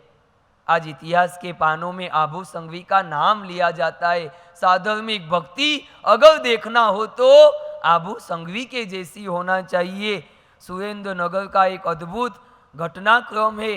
एक बंबई से एक भाई व्यापार के लिए सुरेंद्र नगर पहुंचा है, गुरु भगवंत को वंदन नहीं किया, जाकर मिला, ये पत्र आपके भक्त ने दिया है, मैं यहाँ माल बेचने आया हूँ, शाम को वापस बंबई जाऊँगा, आपको जवाब लिखना हो तो लिख देना, मैं लेके जाऊँगा। इतना कहा, गांव का एक श्रावक आया, पूजा के कपड़ों में गुरु भगवंत को वंदन किया। वो देखा कोई श्रावक खड़ा है, गुरु भगवंत को पूछा कौन है ये। गुरु भगवंत ने कहा जानता नहीं हूँ, लेकिन मैं यहाँ पत्र लेके आया है, बम्बई से आया है। और जैसा कहा बम्बई से आपके दर्शन के लिए आया है, जैन श्रावक है। तुरंत उसको हाथ जोड़ के कहा आपको मेरे घर पधारना पड़ेगा, आपको मुझे भक्ति का लाभ देना पड़ेगा, आपकी भक्ति करके मुझे धन्य होना है। वो भाई के मैं जैन नहीं हूँ, मैं सिर्फ नाम का जैन हूँ, मैं रात को भी खाता हूँ, जमीन कन खाता हूँ, हिंसा भी करता हूँ, सब पाप मैं करता हूँ, मात्र मैं नाम का जैन हूँ, जैन का कोई लक्षण मेरे में नहीं है, मुझे कोई आग्रह मत करो। वो मानता नहीं है, नहीं आपको मेरे घर तो आना पड़ेगा, मैं आपको जाने नहीं दूंगा। आप गुरु भगवान के दर्शन के लिए आए हो तो मैं आपको जाने नहीं दूंगा। अरे मैं आया तो हूँ लेकिन सिर्फ पत्र देने के लिए आयो, मैंने तो गुरु भगवान को वंदन भी नहीं किया, क्या मेरी भक्ति करोगे तुम। वो कहता है कुछ भी होगा, लेकिन आप आए हो, आप जन्म से जैन हो, तो मैं आपकी साधर्मिक भक्ति किए बिना नहीं रहूँगा। घर ले गया, बहुत सारे द्रव्यों बनाकर इतनी ऊंची भक्ति की, भोजन करने के बाद तिलक किया, माला पहनाया, कवर दिया, साल ओढ़ाई, इतना सारा बहुमान सम्मान देखकर वो व्यक्ति उपास्य आता है, दोनों आंखों में से आंसू बह रहे, जोर जोर से गुरु भगवंत के चरणों में गिर के रोने लगता है। गुरु भगवंत, इतना पापी अधर्मी जीव होने के बाद मेरी कितनी ऊंची भक्ति उसने की है, ऐसी भक्ति से मैं आज प्रभावित हो गया। नियम दे दो, आज जीवन अब रात्रि भोजन नहीं करूंगा, नियम दे दो अभक्ष का सेवन नहीं करूंगा, नियम दे दो जमीन कंद अब जीवन भर नहीं खाऊंगा, नियम दे दो जिंदगी भर प्रभु की पूजा करूंगा। एक गुण भी नहीं था, वहाँ इतने सारे गुण प्रकट हो गए। बताओ मूल में क्या था? साधर्मिक भक्ति। ये साधर्मिक भक्ति का प्रभाव है। मेरे घर पे कब कोई आए, कब मैं उसका बहुमान करूं, कब मैं उसकी भक्ति करूं। और ऐसे कुमारपाल महाराजा की भी भक्ति अद्भुत भक्ति। आचार्य हेमचंद्राचार्य महाराज ने जाड़े जाड़े कपड़े पहन रखे थे खादी के। कुमारपाल महाराजा दर्शन करने आए, गुरु भगवान ऐसे कपड़े जाड़े जाड़े। कुमारपाल महाराजा को हेमचंद्राचार्य महाराज ने कहा, मेरे कपड़े की ओर देखता है? सोच, जिसने ऐसे हल्के कपड़े मुझे वेराए होंगे, उन साधर्मिक की क्या हालत होगी। वो साधर्मिक के पास खुद के पास पहनने के कपड़े बराबर नहीं है, और उसने भक्ति करने के लिए मुझे ये कपड़े वेराए। तेरी ताकत हो तो अपने शासन में जितने साधर्मिक है सबको ऊंचा लाकर बता, तो मैं मानूं कि तू मेरा भक्त है। और उसी समय कुमारपाल महाराजा ने नियम लिया, वर्ष में 1 करोड़ सोना मोहर ये कुमारपाल साधर्मिक भक्ति में खर्च करेगा। कर सकते हो साधर्मिक भक्ति ऐसी? अपने जैसे जीव को अपने जैसा बना सकते हो तुम लोग? सगे भाई भी तुम्हारा तकलीफ में हो ना, तो भी तुम्हारी मदद करने के भाव नहीं जगते हैं। मांडवगढ़ में 1 लाख जैनों के घर थे। कितने? 1 लाख। कोई भी नया साधर्मिक वहां रहने के लिए जाता तो वहां पे नियम बना हुआ था राजा का, हर घर के अंदर से 1-1 सोने की ईंट देना। वो पहले दिन ही लाखपति बन जाता। हर घर में से 1 ईंट देना और 1 सोना मोहर देना, ऐसा नियम मांडवगढ़ का था। कोई गरीब भी व्यक्ति वहां पहुंचता ना साधर्मिक, पहले दिन ही उसका बंगला बन जाता और पहले दिन ही उसके पास 1 लाख सोना मोहर आ जाती है। ऐसा कोई नियम हमारे गांव में तो नहीं है, हमारे परिवार में तो नहीं है, हमारे जीवन में भी होना तो बहुत बड़ी बात है। बम्बई की सत्य घटना बताओ, कुमारपाल महाराजा और मांडव की घटना तो बड़ी पुरानी घटना है। वर्तमान की घटना, बॉम्बे का बीच कैंडी हॉस्पिटल है, बाईपास के ऊपर एक व्यक्ति बाईपास करवाने की तैयारी कर रहा है। उसके कल्याण मित्र मिलने के लिए आए। वो कहता है कि देखो, जिंदगी का कोई भरोसा नहीं, ऑपरेशन तो होने वाला, लेकिन ऑपरेशन के बाद मैं कितने साल जिंदा रहूं ये कोई तय भी नहीं है। मेरी इच्छा है, अब ये समय आ गया है तो कोई अच्छा काम करना है, एक साधर्मिक भक्ति का एक ऊंचा काम मैं कर लो। कल्याण मित्र ने कहा, कर लो, क्या भावना है प्रकट कर दो, जो भी भावना हो साधर्मिक भक्ति के लिए प्रकट करो। और तुम्हारे मैं कहूँगा ना तो तुम्हारी धड़कनें कभी बढ़ जाए तो बहुत बड़ी बात है। उस हॉस्पिटल के बेड पर सोए व्यक्ति ने उसी समय साधर्मिक भक्ति की घोषणा की है। कितनी घोषणा सुन सकते हो? 1 करोड़, 2, 3, 5, 10, 15, 20, 25, 30, 40, 45 नहीं, 50 करोड़ रुपए की साधर्मिक भक्ति की उसने घोषणा की। तुम कहोगे सिर्फ घोषणा की है? घोषणा नहीं किए, 1 लाख लोगों को 1-1 लाख रुपए का कवर बंद करके 1-1 लाख लोगों के घर में जाकर उसने दे भी दिए हैं, और कहीं भी उसका नाम का उल्लेख नहीं किया है। ये वर्तमान काल की अभी 5 साल पहले की घटना मैंने आपको सुनाई। 50 करोड़ रुपए साधर्मिक भक्ति में दे दिए। तुम कमा कमा के क्या करते हो? इकट्ठा ही करते हो ना, तुम्हारा कमाया हुआ पड़ा रहेगा, तुम चले जाओगे अगले भवों में, और वो पीछे वाला कौन खाएगा तुम जानते हो। अपने हाथों से साधर्मिक की भक्ति करो।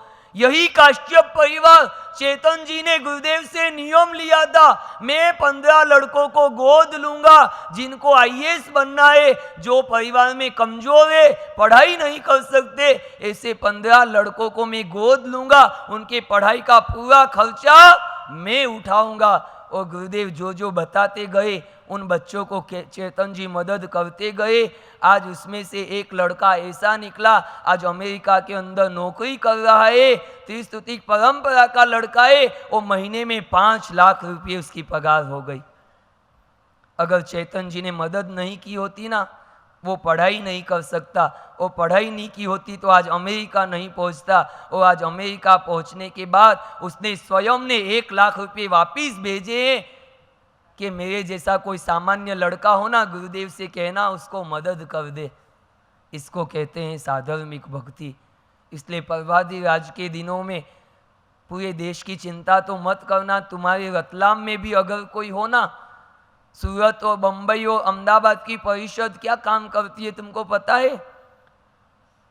हर महीने ऐसे 50 साधर्मिक लोगों को उनके घर का अनाज पहुंचाती है ये परिषद परिवार। घर में खाने के चावल नहीं है, दाल नहीं है, ऐसे ऐसे अपने साधर्मिक जैन शासन में जन्मे हुए उनको हर महीने घर का अनाज पहुंचाने का काम सूरत, मुंबई और अहमदाबाद की परिषद करती है। परिषद के सम्मेलन में ये सब बातें आपके सामने आएगी। परिषद करती क्या है? अरे परिषद ने जो काम किए हैं ना, वो काम तो कैसे कैसे अद्भुत काम हुए हैं। हम व्यक्तिगत अपने जीवन में गुंटूर के अंदर चातुर्मास में रोज लाडनू की एग्ज़ाम दे रहा था। पीएचडी करनी थी मुझे, लेकिन हो नहीं पाई मेरे से। 5 वर्ष का कोर्स किया मैंने, बीए और एमए का। जैनोलॉजी का कोर्स था तो कर दिया। बाकी साधुओं के लिए तो मुनि पद ही सबसे बड़ा है। डॉक्टर बनो कि न बनो क्या फ़र्क पड़ता है। लेकिन एक दिन मैं एग्ज़ाम देने के लिए जा रहा था, एक भाई मुझे हाथ पकड़ के अपने घर ले गया। जैन भाई था, अपनी त्रिस्तुतिक संघ का भाई था। कहा गुरुदेव बहुत हालत ख़राब है मेरी, कोई धंधा मैं नहीं करता हूँ।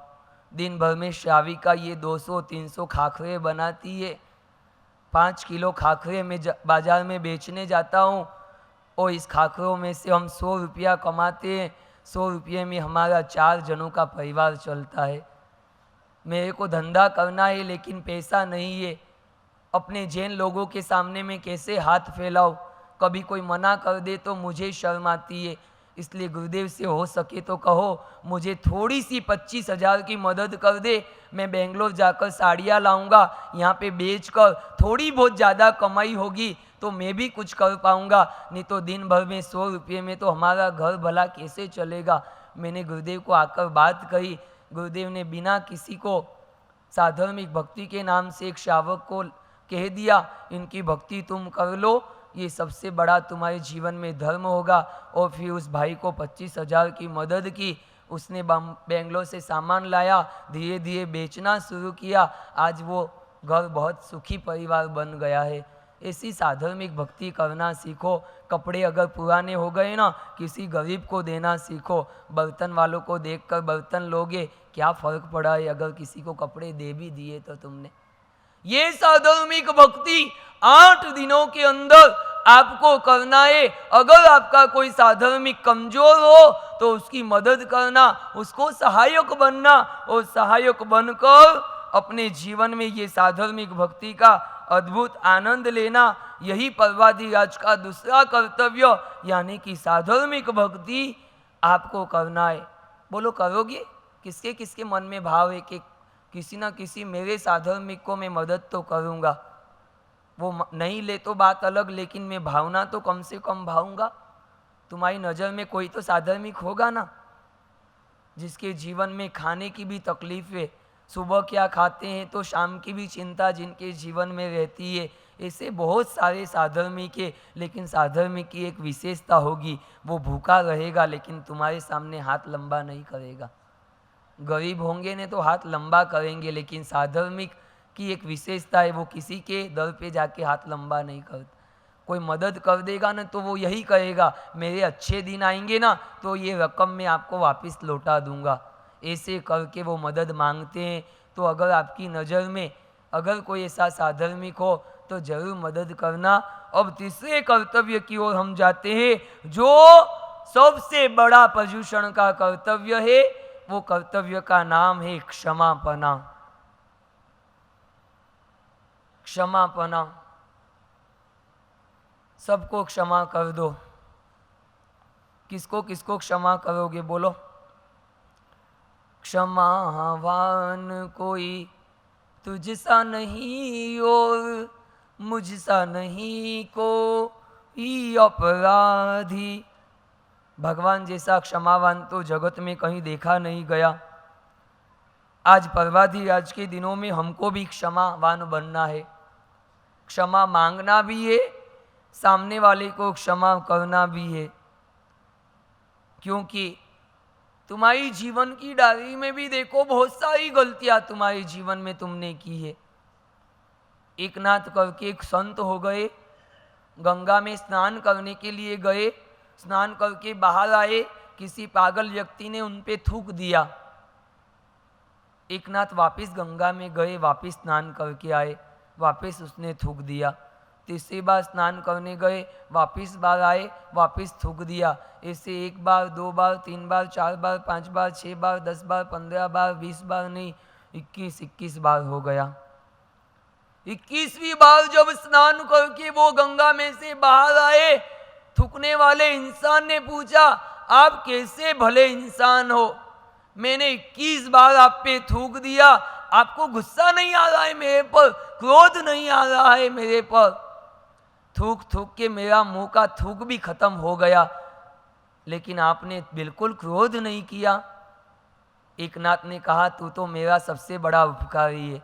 ऐसे तो मैं रोज 1 बार स्नान करता हूँ, तूने आज मुझे 21 बार स्नान करवा दिया। सोच सकते हो ऐसी?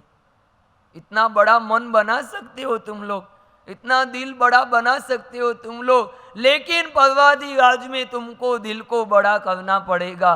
क्षमा मांगना भी है, सामने वाले को क्षमा करना भी है, और जितनी भी फाइल में सबकी गलतियां हैं ना, उन फाइल को अब डिलीट कर दो। सेठ जी ने नौकर को कहा, पुराने चोपड़े सब पानी में डाल दो। क्या कहा? अब सब हिसाब निपट गया है, पुरानी फाइलें जितनी है सब पानी में डालो, लेकिन डालने से पहले काम करना, सबकी फोटोकॉपी करवा लेना। क्या करवाना? मुनीम ने कहा, सेठ जी दिमाग खराब हो गया, अगर फोटोकॉपी करवाना है तो उसको पानी में डाल के क्या करूँगा? फोटोकॉपी भी वजन तो उतना का उतना रहेगा, इसलिए फाइल को डिलीट करो। क्या करना है? पुरानी फाइलें जितनी दिमाग में है ना, सासू और बहू की फाइलें दिमाग में, बहुत सारी फाइलें डिलीट करना याद है तुमको? नहीं तो मैं सिखा दूं तुमको। एक बहू जिंदगी में कभी सासू को पानी का भी नहीं पूछती थी। एक दिन जाकर उसने 1 गिलास दूध भर के रख दिया। सासू जी के, आज ये तू है क्या? मुझे तो पता नहीं चल रहा है, ये सूरज का पश्चिम में तो नहीं उग गया, तू पानी भी नहीं पूछती है मेरे को, दूध का ग्लास लेके आई। बहू कहती है, आज नाग पांचम है। सोचा उसको पिलाओ, उसके करता तुम्हारा ही पिला दो। सासू की आधी अक्ल तो ठिकाने आ गई। क्या करना है? क्षमा मांग लेना, हल्के हो जाओ। ये क्षमापना का विषय बहुत अद्भुत है, और सहज में मैं समझा भी दूं तो तुम समझ भी जाओ। इसके लिए एक विशेष प्रवचन भी रखे ना तो भी बहुत कम पड़ता है। ऐसे क्षमापना के अद्भुत दृष्टांत। कौवे ने कोयल से कहा, ये देश छोड़कर मैं जा रहा हूं। क्या कहा? ये देश छोड़कर अब मैं जा रहा हूं। क्यों? कोयल ने पूछा, भला क्यों? अरे मैं इतना मधुर गाता हूँ, इतना मधुर सुनाता हूँ, तो भी मेरी कोई कदर नहीं करता है। यहाँ कोई मेरा भाव नहीं पूछता है, कोई मेरी बात सुनने को यहाँ तैयार नहीं, इसलिए मैं देश छोड़कर ही चला जाता हूँ। कोयल ने कहा, देश छोड़ने से कुछ नहीं होगा, अपना स्वभाव बदल दो। दूसरे देश में भी चले जाओगे ने काऊ काऊ करोगे तो कोई नहीं सुनेगा तुमको। देश मत बदलो, अपने इस जीभ को बदल दो, अपनी आवाज को बदल दो। अपनी आवाज में मधुरता आ जाएगी ना, ये देश भी तुम्हारे लिए विदेश हो जाएगा। स्वभाव बदलो, जिसका पड़ा स्वभाव उसका बदलना मुश्किल है। गुरुदेव ने 4-4 लाइन के बहुत अच्छे दोहे बनाए। चिंतन के स्वर पढ़ी किसने पढ़ी? हाथ ऊंचा करो तो। पढ़ी किसने पढ़ी गुरुदेव की चिंतन के स्वर पुस्तक? नाम भी लगता पहली बार सुना होगा तुमने। एक ही विहार में अलीराजपुर से भाभरा जा रहे थे और गुरुदेव के मन में चिंतन आए, ऐसे 100 4-4 लाइन के चिंतन बना दिए। उसमें हिंदी वर्ड, इंग्लिश वर्ड और गुजराती तीनों वर्ड गुरुदेव ने लिखे। गुरुदेव ने कहा लाइफ में वाइफ नाइफ सी ना होना चाहिए। क्या कहा? वाइफ में लाइफ कैसी हो? लाइफ में वाइफ नाइफ सी नहीं होना चाहिए। कैसी? कैची, काट काट करे ना, हर बात को काट काट करे, हर बात को जो उड़ा दे, ऐसी वाइफ नहीं होना चाहिए। एकदम सहज सरल होना चाहिए। मुझे तो एक एक लाइन अभी सुना रहा हूँ, तुमको पूरी पढ़ना हो पुस्तक तो पूरी पढ़ना, बहुत आनंद आएगा तुमको। अभी तो क्षमापना की बात करते हैं कि जीवन के अंदर क्षमापना का ये अद्भुत अवसर जब हमारे जीवन में मिला है तो कर लो क्षमा सबको। एक बहुत अच्छी छोटी सी बात लिखी है, गलतियों से याद रखो तो रखो, सबको करो माफ, हृदय को करो साफ, यही है प्रदूषण का इंसाफ। न्याय करना है ना तुमको, इंसाफ। सबको करो माफ, हृदय को करो साफ और फिर करो प्रदूषण की आराधना।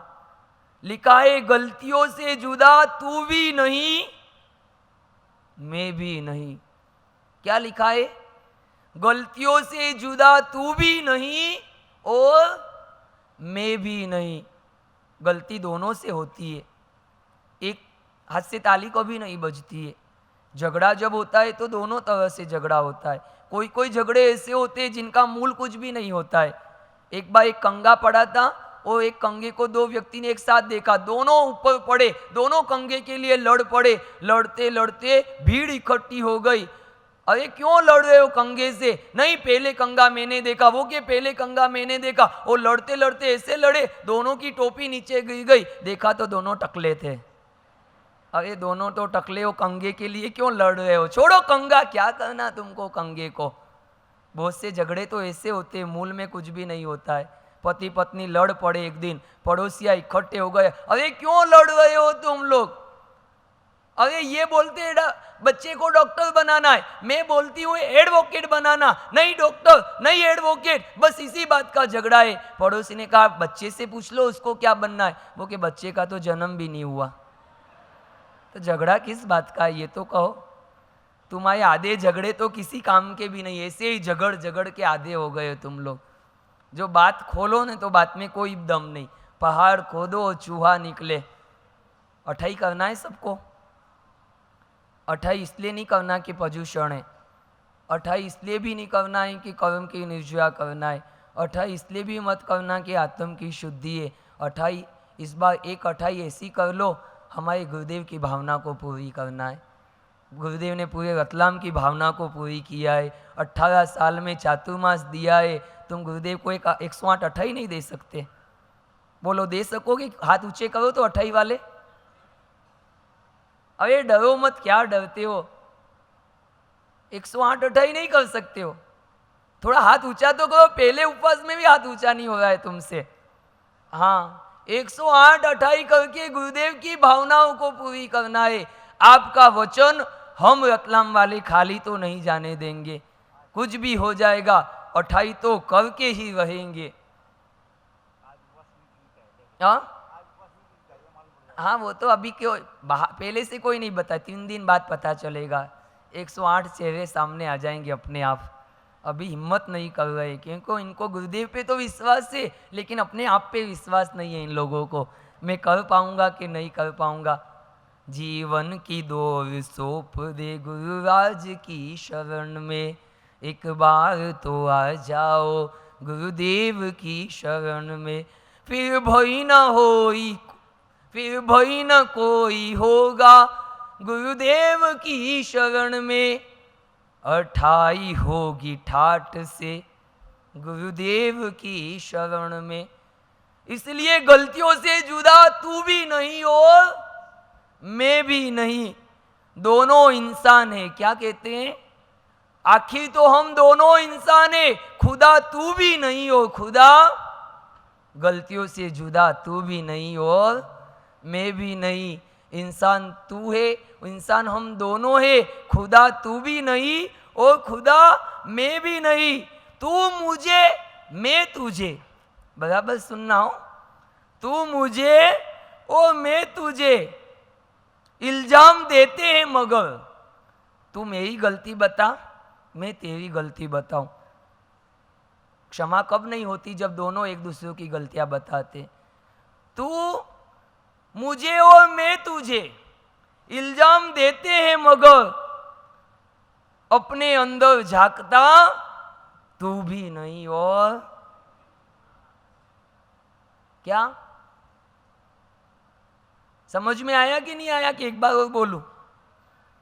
गलतियों से जुदा तू भी नहीं और मैं भी नहीं, दोनों हैं इंसान, खुदा तू भी नहीं, खुदा मैं भी नहीं।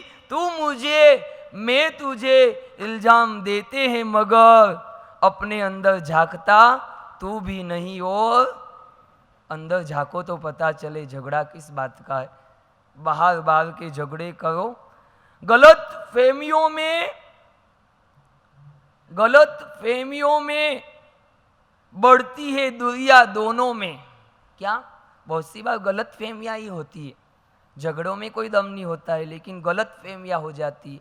गलत फहमियाँ में बढ़ती है दुनिया दोनों में, वरना तो फितरत का बुरा तू भी नहीं और आदत तो तेरी भी खराब है वो आदत तो, इसलिए क्षमा तू भी कर दे और क्षमा मैं भी कर दूँ, दोनों कर दो एक दूसरे को क्षमा, तो बन जाएंगे दोनों महान। और सामने वाला नहीं भी करे तो तुम कर दो, फर्क क्या पड़ता है? क्षमावान तो बनना बहुत महान है। क्षमा वीरस्य भूषणम, क्षमा वीरों का आभूषण है। गुरुदेव पधारेंगे क्या? क्षमावान बनना है और क्षमावान वो ही बन सकता है जो परमात्मा का उपदेश। मुझे पता है तुम दोपहर को आओगे नहीं तो क्षमापना का अद्भुत प्रवचन हम दोपहर को रख सकते, लेकिन मुझे तुम पर भरोसा भी नहीं। कल भी तुम सब गायब हो गए, और तुम गायब हो गए तो योग से क्या हुआ? जो बताना था ना वो सीढ़ी भी खराब थी। अच्छा हुआ तुम लोग नहीं रुके, तो जो भी हुआ अच्छे के लिए। लेकिन क्षमापना का एक विशेष महत्व मैं आपको कल के प्रवचन में बताऊंगा। शेष 2 कर्तव्य पर्वाधि आज के वो भी कल बताऊंगा, और अगले जो 5 कर्तव्य, 11 कर्तव्य और 6 कर्तव्य, इन 3 दिनों में सारे कर्तव्यों की हम बात करेंगे। आज का पहला कर्तव्य कौन सा? हमारी प्रवर्तन यानी कि जीव दया। दूसरा कौन सा? साधर्मिक भक्ति। और तीसरा कौन सा? क्षमापना। साधर्मिक भक्ति का एक अद्भुत इतिहास सिद्धाचल महातीर्थ पर आज भी साधर्मिक का संदेश देता है गुरुदेव के मुख से। वो साधर्मिक भक्ति की अद्भुत घटना हम आज सुनेंगे कि साधर्मिक का संदेश आज भी सिद्धाचल की वो अद्भुत टूक हमको कैसे दे रही है। बाकी की बातें हम सब अब कल करेंगे। कहाँ आए गुरुदेव? आ रहे हैं, पधारने दो गुरुदेव को। और ये प्रश्नावली जो कल नहीं आई थी, आज प्रश्नावली कल दोपहर को आ गई थी। जिसको भी प्रश्नावली चाहिए आज ले जाना। सोमवार, मंगलवार, बुधवार, गुरुवार के दिन आपको वापस देना है, जिसमें कल्प सूत्र और अष्टानिका के विषय में सब प्रश्न लिखे हुए हैं। 100 प्रश्न के जवाब भरकर आपको वापस देना है। जिसको भी चाहिए प्रवचन के बाद ले लेना। और कल मैंने जो आपके सामने भावना भाई थी, वो भावना कल मेरी पूरी भी हो गई। मैंने कहा था 9 मिनट में लोच करवाने की मेरी भावना है, और एग्जैक्ट कल 9 मिनट में मेरा लोच पूरा हुआ। ये मेरी भावना जो थी वो कल मेरी पूरी हो गई। और योग संयोग देखो, कल की दिनांक, कल का महीना और कल का साल, तीनों का अगर जोड़ करो ना तो भी कितना होता है? कल थी 28, 8 और 2 10। महीना था कौन सा? 8वां। कितने हुए? 18। 2016 में 2, 1 और 6 कितने हुए? 9। 18 और 9 कितने होते? 27। 7 और 2 कितने होते? 9। 9 का भी संयोग इस रतलाम के चातुर्मास में बनते जा रहे हैं और बनते बनते आगे भी बनते जाएंगे। काश्यप परिवार का 9वां सदस्य है कौन? 9वां सदस्य कौन है? सारांश। उसको मुझे 28 करवानी थी लेकिन अभी बहुत छोटा है। वो अभी बम्बई गया है क्या? बम्बई चला गया। हाँ, इसको यही रखना था 4 महीना, अभी स्कूल तो जाना नहीं है उसको। देखो, सारांश घर में आने के बाद हर लड़के को तो भुआ नाम देती है, लेकिन इस सारांश को नाम दिया उसके दादाजी ने। कौन उसके दादाजी?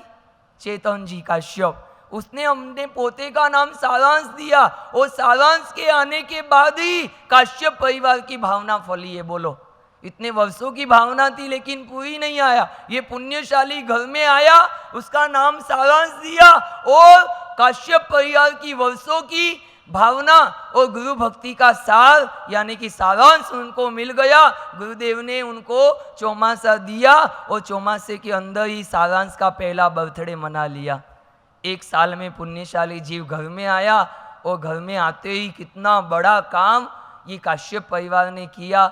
इसलिए वो अभी छोटा है तो 28 होगी नहीं, फिर कभी दूसरा चातुर्मास होगा तब मैं उसको 28 करवाऊँ। अभी तो 128 8 आप ही पूरी कर लेना। क्या होता है, बहुत सी बार कैसा होता है कि कोई पानड़ी चलती है ना, तो एक पुण्यशाली ऐसा बोलता है।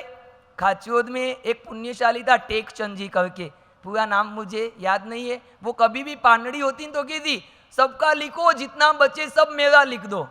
क्या कहते? पानड़ी करो, जितना बचे वो मेरा।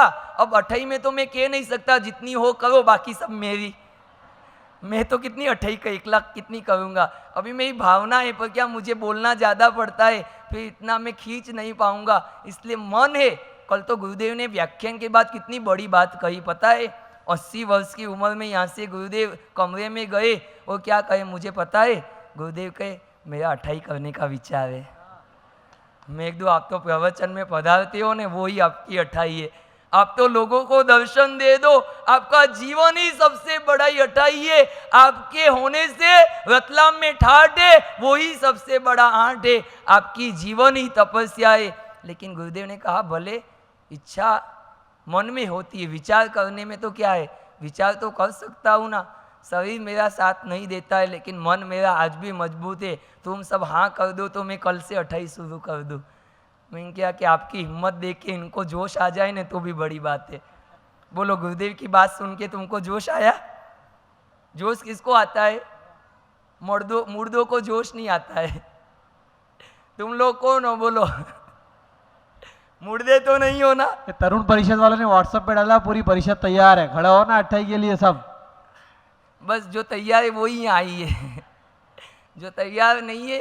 इसलिए गुरुदेव भी जब 80 वर्ष की उम्र में भावना प्रकट कर सकते हैं कि मेरी 28 करने की भावना है, 28 करने का विचार है, तो गुरुदेव के भावों को देखकर भी तुमको भाव प्रकट होना चाहिए। हिम्मत रखो, मासुक श्रवण से भी अच्छी 28 तुम्हारी होगी और ऐसी 28 होगी जिंदगी भर याद करोगे कि हमने 28 नहीं की, हमने गुरुदेव के भावों को पूरा किया, हमने गुरुदेव के वचन को पूरा किया, हमने गुरुदेव की इच्छा को पूरा किया। गुरु के वचन को पूरा करे वो ही सच्चा भक्त होता है। पचखाना उपवास वाला, बेला वाला, तेला वाला सुनोगे। अठम बतम बतम छठम बतम बतम खाई तीन ब्याल ब्रह्म शास्त्र सागराउंड प्रसारण धनवाद धर्म सलेवनवा आलेवनवाद क्षण लेवनवाद सत्य क्षणवाद क्षणवा बोलते व्याख्यान आज से पर्वाधिराज परिश्रम पर्व की शुरुआत हुई। पर्वाधिराज परिश्रम आए हैं इसलिए कि हम जगें, हमें जगाने के लिए आए हैं। पर्वाधिराज परिश्रम हमें शिक्षा देने आए हैं, हमें दिशा दिखाने आए हैं, हमें अपने स्वयं की स्थिति को समझने का, स्वयं की स्थिति को जानने का सुंदर योगदान देने के लिए आए हैं। ऐसे पर्वाधिराज परिश्रम पर्व इन दिनों के अंदर जैसा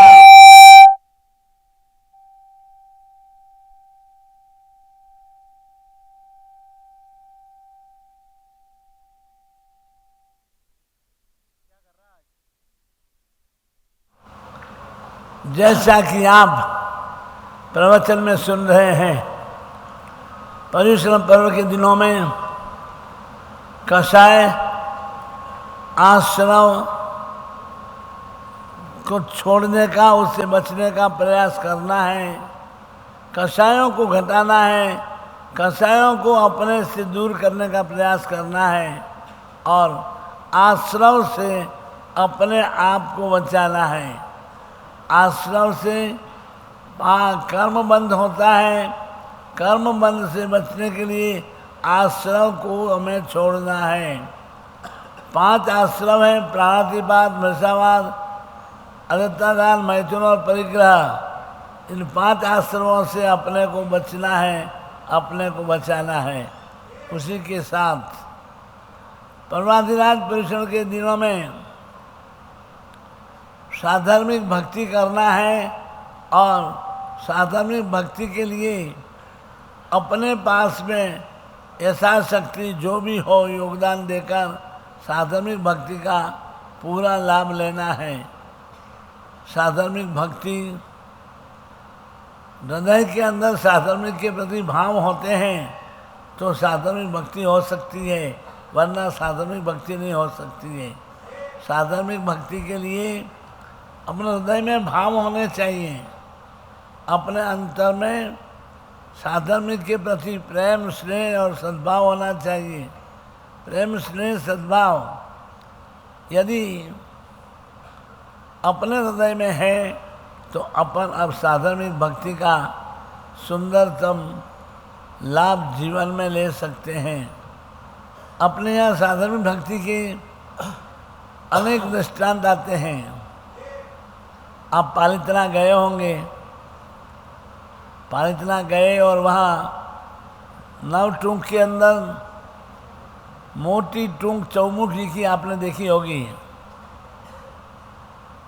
चौमुख जी की टूंक में परमात्मा के दर्शन करते करते चिंतन विचार करें कि इतने ऊंचे, इतनी बड़ी टूंक बनाने वाला कौन था, किसने बनाई इतनी बड़ी टूंक। उस टूंक को चौमुखी की टूंक भी कहते हैं और सवा सोमा की टूंक भी कहते हैं। सवा सोमा ये 2 श्रावक थे। एक तो था सौचंद सेठ वनथली में रहने वाले और सोमचंद सेठ थे अहमदाबाद में रहने वाले। सौचंद सेठ ने सोमचंद सेठ को देखा नहीं, सोमचंद सेठ ने सौचंद सेठ को कभी देखा नहीं, कोई संबंध नहीं, कोई लेन देन नहीं, दोनों ही अनजान और दोनों ही धनवान, धन संपत्ति दोनों के पास खूब। सोमचंद सेठ के पास में भी अपार लक्ष्मी, सौचंद सेठ के पास में भी अपार लक्ष्मी, धंधा चलता था। समुद्री मार्ग में जहाज जाते थे, माल लेके जाते थे, माल लेके आते थे और करोड़ों की संपत्ति के दोनों मालिक। करोड़ों की संपत्ति वाले सौचंद सेठ के 500 जहाज दरिया में आते रास्ता चूक गए, तूफान चला और वो वहाँ जहाज चक्कर में पड़ गए। 500 जहाज जाने के कारण से सौचंद सेठ के घर पर बहुत बड़ी तकलीफ आ गई। लोगों ने जो उनके घर पर पैसे जमा कर रखे थे, जमाबंदी, सब लोगों ने जमाबंदी उठाना शुरू कर दी। सौचंद सेठ से पैसे उठाना शुरू किए। सौचंद सेठ ने सबको लुटाना भी शुरू किया। अपनी धनमाल मिलकर जो अपने पास में था सब बेच करके सौचंद सेठ ने सबकी जो कुछ भी जमा पूंजी थी चुकाई, सबको चुकाना किया। सौचंद सेठ एक छोटी सी दुकान लगाकर अपना धंधा करने लग गए। आप देखेंगे बड़ा सेठ छोटी सी दुकान में बैठ के धंधा करता है और एक दिन एक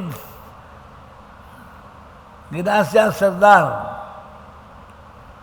जंगल में से आ रहे थे, उनको एक आदमी मिला, पूछा तुमने सुना तो कि क्या सफदर सेठ ने देवाला निकाल दिया, तुम्हारा सफदर सेठ के घर पर कुछ है? तो वो कहता है सेठ देवाला नहीं निकाल सकते हैं, सेठ में मेरा विश्वास है, सेठ के वहाँ मेरी पूंजी जमा पड़ी है, मेरी पूंजी की मुझे कोई चिंता नहीं है। फिर भी उस आदमी ने कहा कि तुम जाके सेठ से एक बार मिल तो लो, रकम के लिए मांग तो कर देखो। और वो ठाकुर साहब घोड़े पर चढ़ कर के आए सफदर सेठ के वहाँ, और सफदर सेठ से कहा कि सेठ लाख रुपये मेरे आपके वहाँ पड़े हैं, मुझे लाख रुपये की ज़रूरत है, वो रुपये मुझे दे दो। अब देने के लिए एक पाई भी नहीं घर में है, वो लाख रुपये की उगाई करने आ गए आदमी। सफदर सेठ घर में बैठते हैं और बैठ के विचार करते हैं अब इसको जवाब क्या देना। इसको ना कहता हूँ तो शान जाएगी, हाँ कहता हूँ तो देने के लिए कुछ नहीं है। सफदर सेठ ने वहाँ बैठ के खूब विचार किया गहरा, और उसके बाद अहमदाबाद में रहते सोमचंद सेठ के नाम पर एक हुंडी लिख दी। एक हुंडी लिखी, हुंडी लेकर आने वाले ठाकुर साहब को लाख रुपये ब्याज सहित हमारे नाम में मान करके आप इनको दे दें। हुंडी लिख तो दी, लेकिन जान पहचान कुछ नहीं, और सेठ ने हुंडी स्वीकारी नहीं। तो सोचते सेठ की आंखों में आंसू आ गए, और आंसू की दो बूंद उस हुंडी पर टपक गई। यूं के यूं सूखने दिया, और वो हुंडी घड़ी करके ठाकुर साहब को दे दी, लीजिए जाइए, अहमदाबाद में हमारी बहुत बड़ी पेरी सेठ की है, हमारे सोमचंद सेठ है, आपको पैसे ब्याज सहित दे देंगे। कितना भरोसा होगा सफदर सेठ को, सोमचंद सेठ पर कितना भरोसा। जान नहीं पहचान नहीं, सगे संबंधी नहीं, उसके बावजूद भी हुंडी लिख दी, और भरोसा रखे कि हुंडी मेरी स्वीकार लेंगे सेठ। ठाकुर साहब हुंडी लेकर के गए अहमदाबाद, सोमचंद सेठ की पेटी पर पहुंच गए, और हुंडी सेठ के हाथ में थमाई। तो उन्होंने देखा लाख रुपये सफदर सेठ की तरफ से हुंडी आई है। अपने मुनिमों को कहा कि देखो सफदर सेठ के अपने यहाँ खाते, सफदर सेठ का कोई खाता है, खाता ढूंढ लो। सेठ के वहाँ लाखों खाते चल रहे थे, चौपड़े पर चौपड़े खोजना शुरू किए, लेकिन सफदर सेठ का कहीं खाता मिला नहीं। तो सेठ ने वापस हुंडी को खोला और देखा, लेन देन नहीं, खाता नहीं, और फिर हुंडी कैसे भेजी। तो देखा तो हुंडी पर वो आंसू की दो बूंद पड़ी हुई थी, वो बूंद उन्होंने देख ली। सेठ के दिल के अंदर समझ आ गई, सेठ के दिल में समझ आई कि मेरा साधर्मिक भाई है, कोई तकलीफ में आ गया है और उसने ये हुंडी भेजी है, इस हुंडी को मैं वापस तो नहीं भेजूंगा। अपने मुनिमों से कहा कि ठाकुर साहब आए हैं, इनका जो हिसाब हो लाख रुपए का हिसाब करके इनको पैसे दे दो। सोमचंद सेठ के मुनिमों ने हिसाब किया और ठाकुर साहब को रुपये दे दिए। ठाकुर साहब मन ही मन में प्रसन्न हो रहे थे, खुशी मना रहे थे कि लोगों ने कहा कि सेठ ने दिवाला निकाला। यहाँ तो लाख लाख रुपए की हुंडी सेठ की पास हो रही है, हुंडी यहाँ शिकारी जा रही है।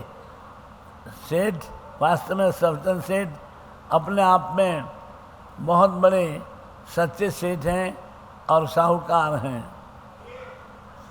हुंडी के पैसे दे दिए और उसके बाद मुनिमों ने पूछा सेठ को कि सेठ सफदर सेठ का खाता कैसे अपने चौपड़े में डालें। तब तब सेठ सोमचंद क्या कहते हैं, इनका खाता चोपड़े में नहीं डलेगा, ये रकम जो डाली है वो अपने घर खर्च खाते में डाल दो। है ऐसा कोई साधर्मिक, है ऐसा दिलदार कोई साधर्मिक आज आपके पास कभी आ जाए कि मैं खूब तकलीफ में हूँ और आपने ताकत है, आप मुझे मदद कीजिए। इतना दिलदार आदमी साधर्मिक होता है, वही साधर्मिक भक्ति कर सकता है। साधर्मिक भक्ति खाली जिमाने से, स्वामी वचन करने से साधर्मिक भक्ति नहीं है। साधर्मिक तकलीफ में आया, उस तकलीफ में उसको मदद कीजिए, तो वो सही साधर्मिक भक्ति है। परिश्रम के दिनों में ऐसी साधर्मिक भक्ति करने का अपने को अपने पूर्वजों ने कहा है। ठाकुर साहब चले गए और घर खर्च खाते में सोमचंद सेठ ने रकम लिखवा दी। इधर सोमचंद सेठ के पुण्य का सितारा चमका, जहाज जो चक्कर में पड़ गए थे, जहाज रास्ते पे आ गए और चल करके जहाज पुनः वनथली में आ गए। सोमचंद सेठ का सितारा चमका, धंधा चला और व्यापार चलते चलते सोमचंद सेठ पुनः वही धनवान बड़े सेठ बन गए। सोमचंद सेठ ने विचार किया कि मेरे पास लक्ष्मी आई तो मेरा पहला कर्तव्य सोमचंद सेठ के पैसे ब्याज सहित जाकर के अपने को देना। सोमचंद सेठ ने पैसे की थैलियां भरी, पहले नोट नहीं थे। आज तो लाख रुपये एक पॉकेट में भर के उठा के चले जाओ, पहले तो लाख रुपये उन थैलियों में भरते थे, नगद कैश, और वो थैलियां भर के लेके जाते थे। सोमचंद सेठ लाख रुपये ब्याज सहित कितने होते हैं हिसाब किया। महाजन था, महाजन के बेटे को मालूम है कि ब्याज कितना होता है। ब्याज सहित रकम लेकर के सोमचंद सेठ अहमदाबाद पहुंचते हैं। मानक चौक में सोमचंद सेठ की दुकान पर पहुंचते हैं। सेठ अभी दुकान पर अभी आए नहीं हैं। तब मुनिमों से पूछते हैं सोमचंद सेठ कि सेठ कब आएंगे, कि सेठ तो उनके नित्य नियम पूरे करके भोजन करके फिर आएंगे। सुबह उठते हैं सेठ, पहले सामायिक करते हैं, प्रतिक्रमण करते हैं, फिर सेठ पूजा करते हैं। पूजा करने के बाद में फिर सेठ भोजन करते हैं। भोजन करने के बाद दुकान पर आते हैं। सोमचंद सेठ सुन करके बड़ा विचार में पड़ गया। पहले सामायिक प्रतिक्रमण, श्रावक कौन होता है, सच्चा श्रावक कौन? सुबह उठकर पहले सामायिक करें, प्रतिक्रमण करें, भगवान की पूजा करें और उसके बाद में फिर भोजन करके और अपने व्यवसाय के लिए जाए। सोमचंद सेठ सब काम निपटा करके और दुकान पर आए। सोमचंद सेठ ने सोमचंद सेठ को जय जिनेन्द्र पूर्वक हाथ जोड़ करके और सोमचंद सेठ ने सोमचंद सेठ को अपनी बात कहना शुरू कर दी कि सेठ, इतने महीनों पहले, इतने वर्ष पहले आपके वहाँ कोई ठाकुर साहब आए थे, हुंडी लेके आए थे और वो हुंडी आपने शिकारी, आपने हुंडी शिकार करके मेरे को मेरा जीवन बचा लिया, मेरी ज़िंदगी बचा ली। वो रकम ब्याज सहित लेकर मैं आया हूँ, आप वो रकम मेरी अब स्वीकार कीजिए और मेरे को ऋण से मुक्त कर दीजिए। सोमचंद सेठ की बात सुनकर कहते हैं सोमचंद कि महाजन के चोपड़े हमेशा लखेलो वे वो ही वंचित है। महाजन के चोपड़े में लिखाणो वंचाणो, चोपड़ा देखते हैं अभी आपके नाम का खाता होगा तो ब्याज से रकम ले ली जाएगी। मुनिमों से कहा कि सोमचंद सेठ का खाता देखो चोपड़े में है क्या। सब मुनिम लगे चोपड़ा देखने के लिए। एक मुनिम ने कान में आगे कहा कि साहब एक दिन वो ठाकुर साहब आए थे, आपने पैसे दिलाए थे और घर खर्च खाते में लिखाए थे। तो सेठ कहते हैं चुपचाप चला जा, तेरे को मैं पूछता नहीं हूँ, तेरे को मेरे को आगे कोई बात कहने की ज़रूरत नहीं है। सवचन सेठ के नाम का खाता हो तो बताओ। चोपड़े सब देख लिए लेकिन सवचन सेठ का खाता नहीं मिला। सोमचंद सेठ कहते हैं कि सेठ अगर हमारे यहाँ से दिया होता तो चोपड़े हो ना, चोपड़े में आपका खाता होता, चोपड़े में खाता नहीं है तो फिर हमारे यहाँ से दिया है ऐसा मैं मानता नहीं, और आप देने आए मैं ले सकता नहीं। सवचंद कहते हैं सेठ मेहरबानी कीजिए और मेरे को कर्ज मुक्त कीजिए। आप जो रकम आपने दी है वो रकम आप ले लीजिए, मैं लेके आया हूँ। सोमचंद कहते हैं हमारे यहाँ भाई लिखा हुआ ही नहीं है, चोपड़े में खाता ही नहीं है, तो फिर मैं कैसे लूँगा तुम्हारी रकम? मैं चोपड़े नहीं लिखा रकम नहीं ले सकता। दोनों की आपस में खींचतान चली, एक के लेना पड़ेगा ना, एक के मैं लूँगा नहीं। बोलो ऐसा अपने यहाँ मौका आए, कोई देने के लिए आए तो अपन छोड़े,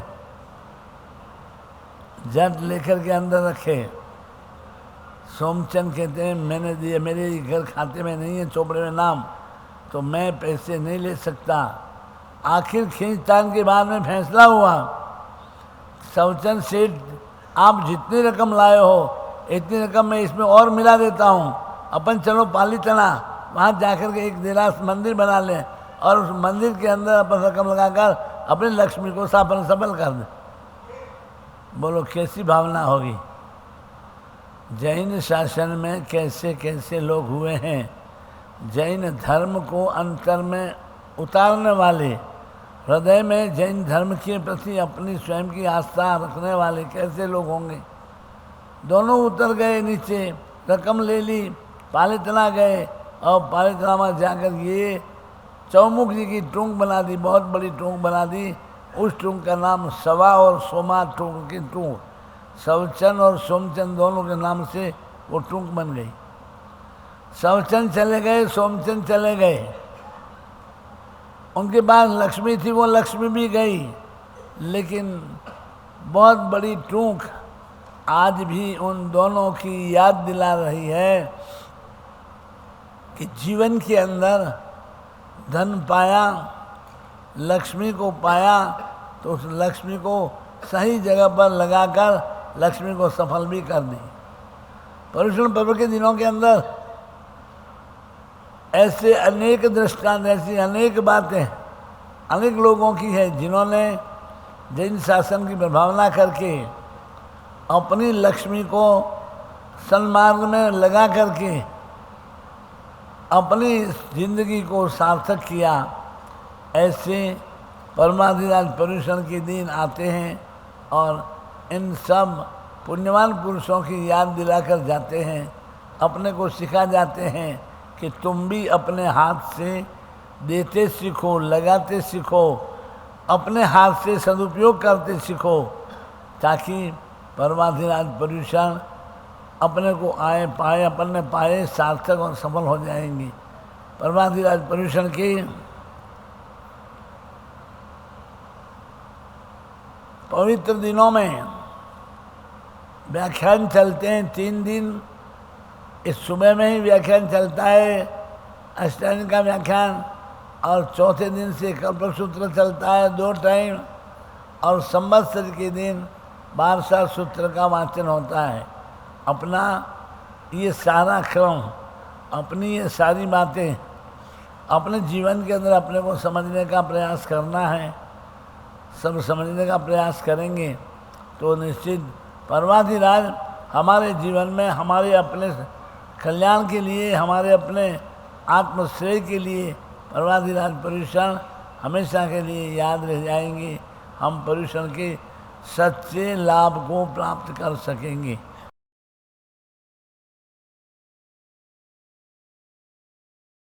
Ooh.